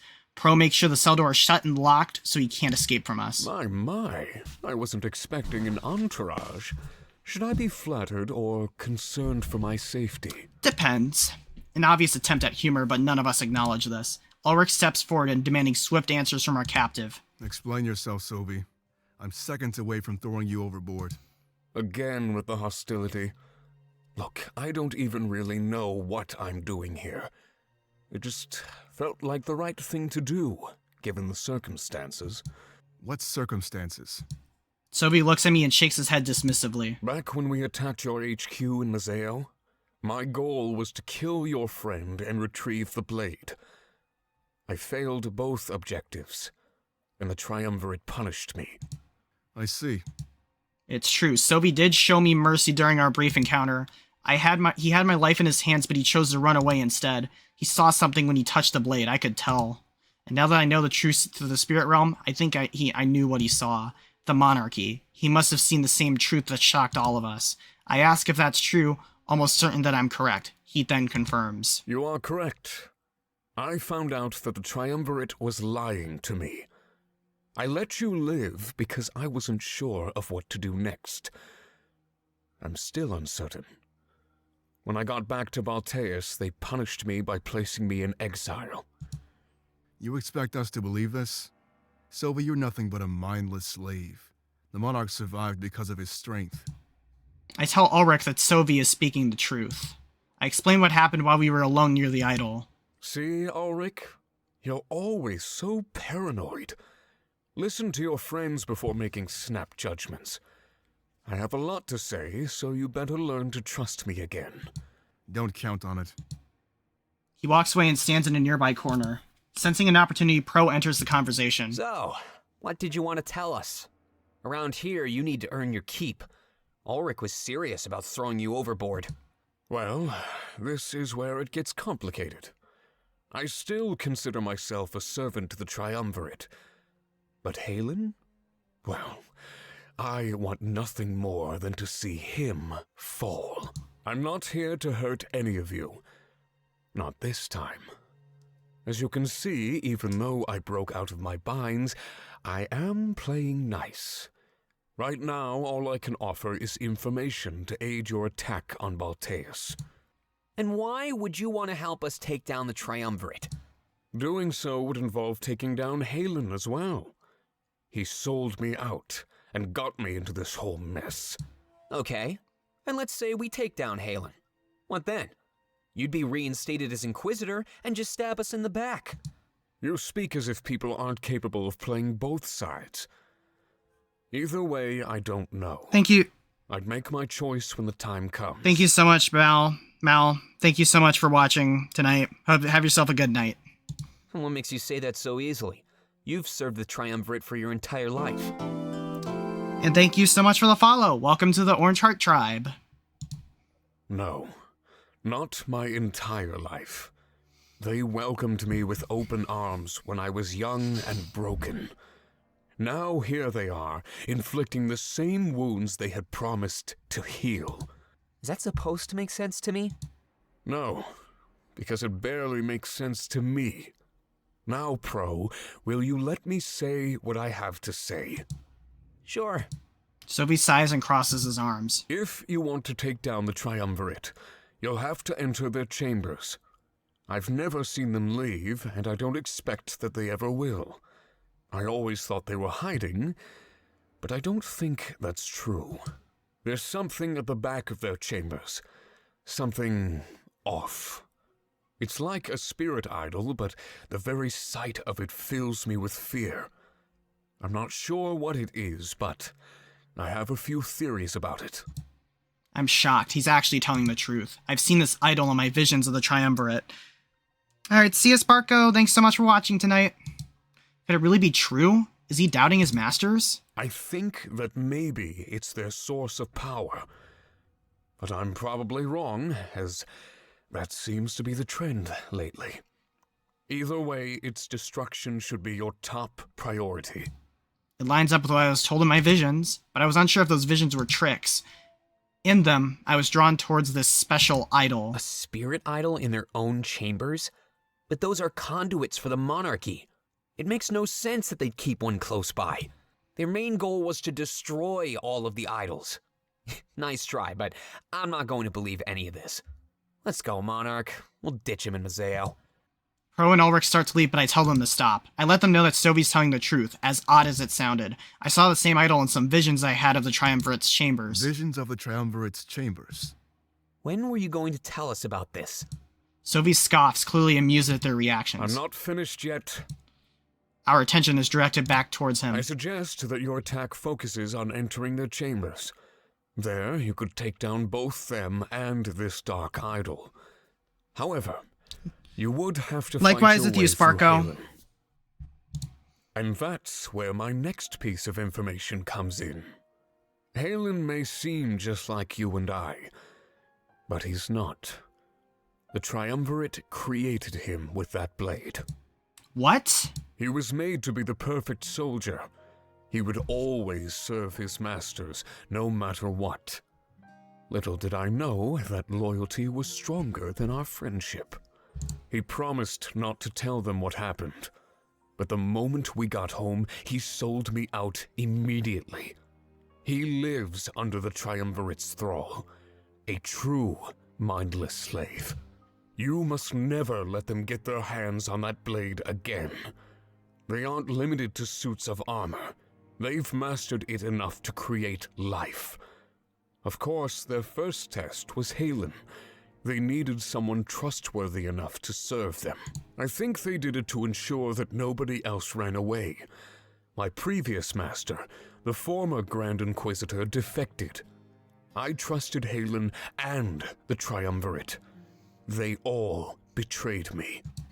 But there's your information.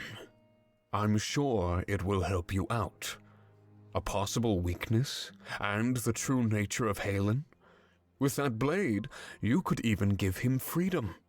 It would release the spell that the Triumvirate has put on him. Of course, that's not how I'd like things to play out. He smirks at me, and I can sense what he's about to say. I would prefer it if you let me kill him, Monarch. That is all I ask for in return. I won't get in your way. If you grant me this, I would be further in your debt. We all look at each other slightly confused. The Triumvirate created Halen to be a perfect slave? I guess it makes sense, especially if they dealt with defection. What was this idol at the back of their chambers? What was destroying it? Was destroying it really the best course of action? I guess we wouldn't find out till the very end of things. So, do you trust me? We all nod reluctantly. These facts weren't revelations, but they helped. If I could free Halen, he might end up being a valuable asset. However, the idol remained a true wild card in all of this. If I ever got the chance to talk to the Triumvirate, I'd ask them. But something tells me if we were face to face, it won't be civil. And for all I know, it's just a trick. The idol could be a red herring. Good. Because there's 2 more things to talk about. And now that I've earned your trust, you have no reason to doubt them. I saved them for last because, well, it involves dishonesty among your ranks. It must be about that mole he mentioned. I told him to quit dancing around the subject and tell me. We had a lot of planning to do for our final attack in very little time. Well then, do you 2 want to tell him, or should I? Pro and Ulrich shuffle in silence, clearly in a state of unease. What was Sylvie talking about? There's no way Ulrich and Pro were dishonest. They had served Dominic and Salas for decades. They were easily the most trustworthy. I guess it's time. I'll go first. Ulrich steps forward, taking a deep breath. Sylvie watches as the signature smirk. My allegiance is with the rebellion. I can promise you that. But that wasn't always the case. It's all in the past. Ages ago. Sylvie is trying to harm our trust with ancient information, Monarch. I knew this was going to happen. He'd earn your trust with a couple of interesting facts, and then attack. This is subterfuge. My past has no bearing on my current loyalty. But I knew this secret would come out sooner or later. That's the real reason I sided with Pro to cheat the Colosseum. You'd know my loyalty was with you, no matter what. That much is true. He had no guarantee that I'd side with Vivian. He didn't have to, but in the end, he was willing to abandon his dreams. That was proof enough of his loyalty, but I was still a bit concerned. Delaying, as always. He's scared of you, Monarch. He knows you might throw him away. No. The Monarch would never do that. Not after what I did for our cause in Alarinthia. So go ahead, Sylvie. Watch your plan crumble and fall. I noticed a weight lift itself from my back. The blade disappeared from my scabbard. Sylvie is doing it again! However, much to my surprise, that's not what happened next. Ulrich sighs in both relief and fright as the blade appears in his hands. I take a few steps back, shocked. How in the world was this possible? Grand Inquisitor Ulrich. That was lifetimes ago. ancient history. He's using a dead past to try and hurt us, Monarch. Ulrich was a Grand Inquisitor? Are you serious? Then he must be a defector that Sobi mentioned. The pieces of all this are starting to fall into place. I realized that the Triumvirate was my true enemy. That's when I decided to join the rebellion. You really thought this would work, Sobi? I never said I was intending to hurt you. This is merely information that might help you in Balteus. Ulrich has inside knowledge, Monarch, and he can wield the blade. It's your choice if you let this information hurt you. But in your situation, I would be relieved to know. Now, there's no need to keep any more secrets. I'm so confused right now. Was Sobi trying to help us or trying to hurt us? I can see how that he'd think that Ulrich's past would harm our trust, but I can also see how sharing this information would help us out. Furthermore, the way Ulrich handled this situation was extremely professional. Under any other circumstances, I might have taken this information badly, but he's right. It's in the past. He's gone on to prove his loyalty to me. The happenings in Alarinthia finally make full sense to me. He was securing my trust when the secret came to light. Genius, really. I'd have to deal with him more later on, though. This conversation had potential to explode, and I'm glad that it didn't. I know Ulrich's real plan, but Pro still remains a wild card. What was he after? I turn to face him, and he takes that as a signal it's his turn to talk. Ulrich passes the blade back to me, and I place it in the scabbard. Pro looks worried. Perhaps his secret was worse than Ulrich's? Go on. Tell the Monarch, Pro. It's time for him to know, don't you think? He gulps before speaking. So, I guess I'll start from the beginning. My parents abandoned me. They didn't die in the occupation like I tell everybody. I've always wanted to know one thing. Why? None of my searches gave me any useful information, so over time I grew more and more desperate. One day, the Triumvirate reached out to me. He looks down, ashamed. They said they knew the truth about my parents, but in exchange, they wanted me to give them information. Details about the rebellion. It seemed like a harmless exchange. Pro was the mole. But over time, they started to ask for more and more. I gave them so many secrets, but got nothing in return. It wasn't much longer before I quit. I had enough of their lies. But the damage was already done, wasn't it? Sovi, it's not gonna work? Yeah. What was the last thing you leaked to them, Pro? The location of our new HQ. The tunnels. It was a good hideout, right under their noses. They'd never find it, unless somebody told them. Oh my. I'm shocked to my core. If Pro leaked our location, then that means... That's right. Pro is responsible. His leak enabled us to attack you in Mazeo. All of those lives, the blood is on his hands. No! Like I said, I quit. They lied to me. They knew nothing about my parents. All they wanted was somebody gullible enough to serve them. It doesn't change what happened, Pro.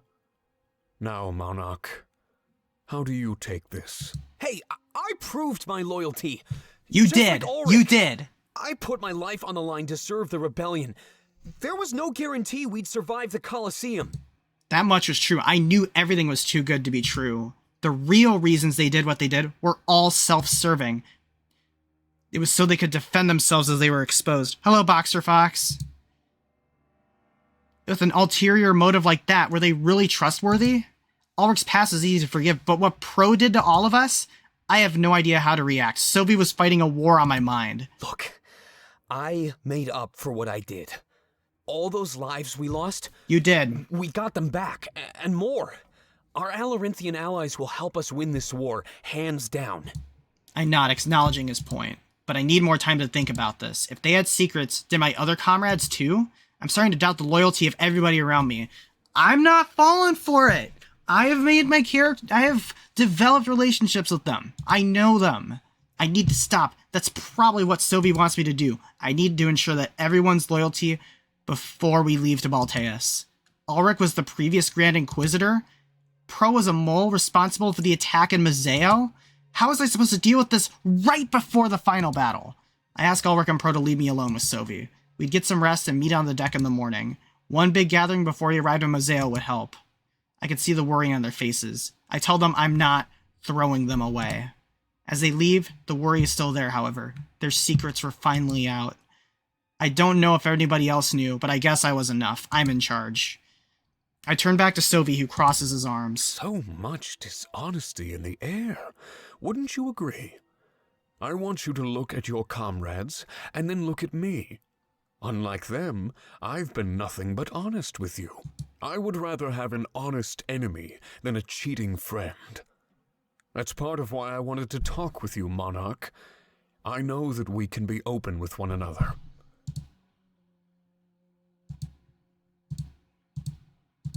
I shake my head, unsure of how to respond. I tell them that I needed some rest, some time alone. So much was happening all at once, I needed a break. Very well. We're meeting on the deck come morning, then? I'll make sure to be on my best behavior. I respect you, Monarch. I always told myself that I'd serve the rightful rulers of this world. It just seemed like I was also lied to by the Triumvirate. Just like Ulrich. Just like Pro. We're victims here. All of us. I may have realized it late, but was it too late? I guess we'll see. Nothing's too late, Sophie. His attitude seems to have changed now that we're alone, and for the first time I can sympathize with him. He's hurt and lost. Just like all of us. We're just trying to do what we believe is right. I tell him that he's free to join us in the meeting in the morning. Everybody will be told who he is. It'll be up to decide how they take it. If the majority of my comrades want him gone, then we'll have to part ways in Moseo. Very well. It's only fair. Have a good rest, Monarch. He bows to me as I turn to leave the cell. I make sure it's locked tight. He'd be let out in the morning. For now, I needed to be alone with my thoughts. I needed to process everything.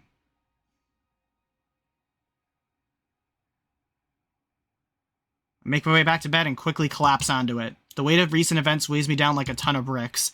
At the end of the day, I didn't know who I could really trust. It's awful. Ulrich and Pro, two of our most trusted comrades, had dark secrets. Makes me wonder just what everyone else is hiding, even Valessa and Fortame. When we got back to Moseo, I'd need to ensure their loyalty before we attacked Balteus. We couldn't embark on the biggest part of our journey with unresolved issues. Everybody needed to be in tip-top shape, not held by anything at all. As big as Ulrich's and Pro's secrets were, it's information we didn't have before. Information we could use against our enemy and against Balteus. We were too close to our goal to fall apart due to internal politics. I drift off to sleep and make my way to the deck in the morning. It was time for everybody to know about Sophie. Then we'd have a final discussion about what comes next. We were ready to launch our attack, but what should we do?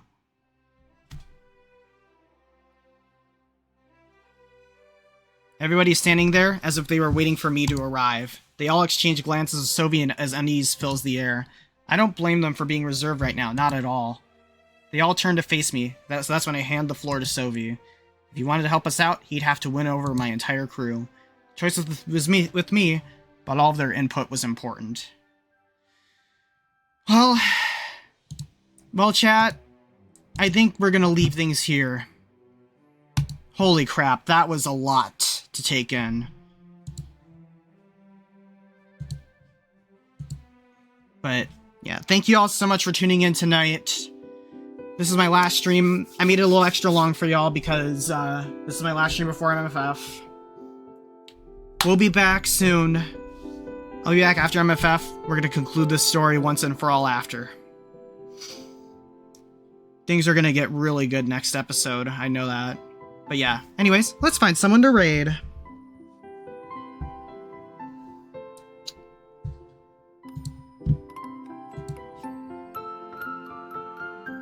Gosh, 4 hours. I'm never doing a 4-hour stream again. But extra special.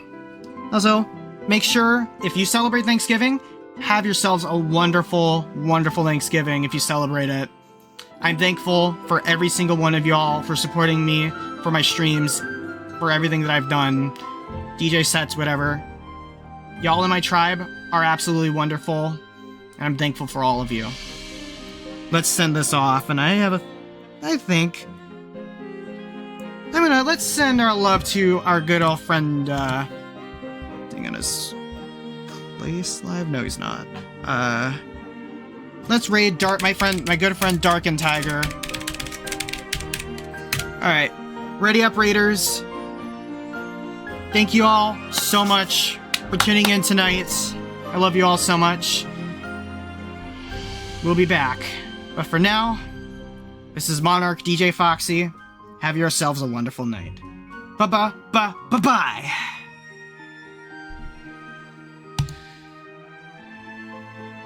Mm.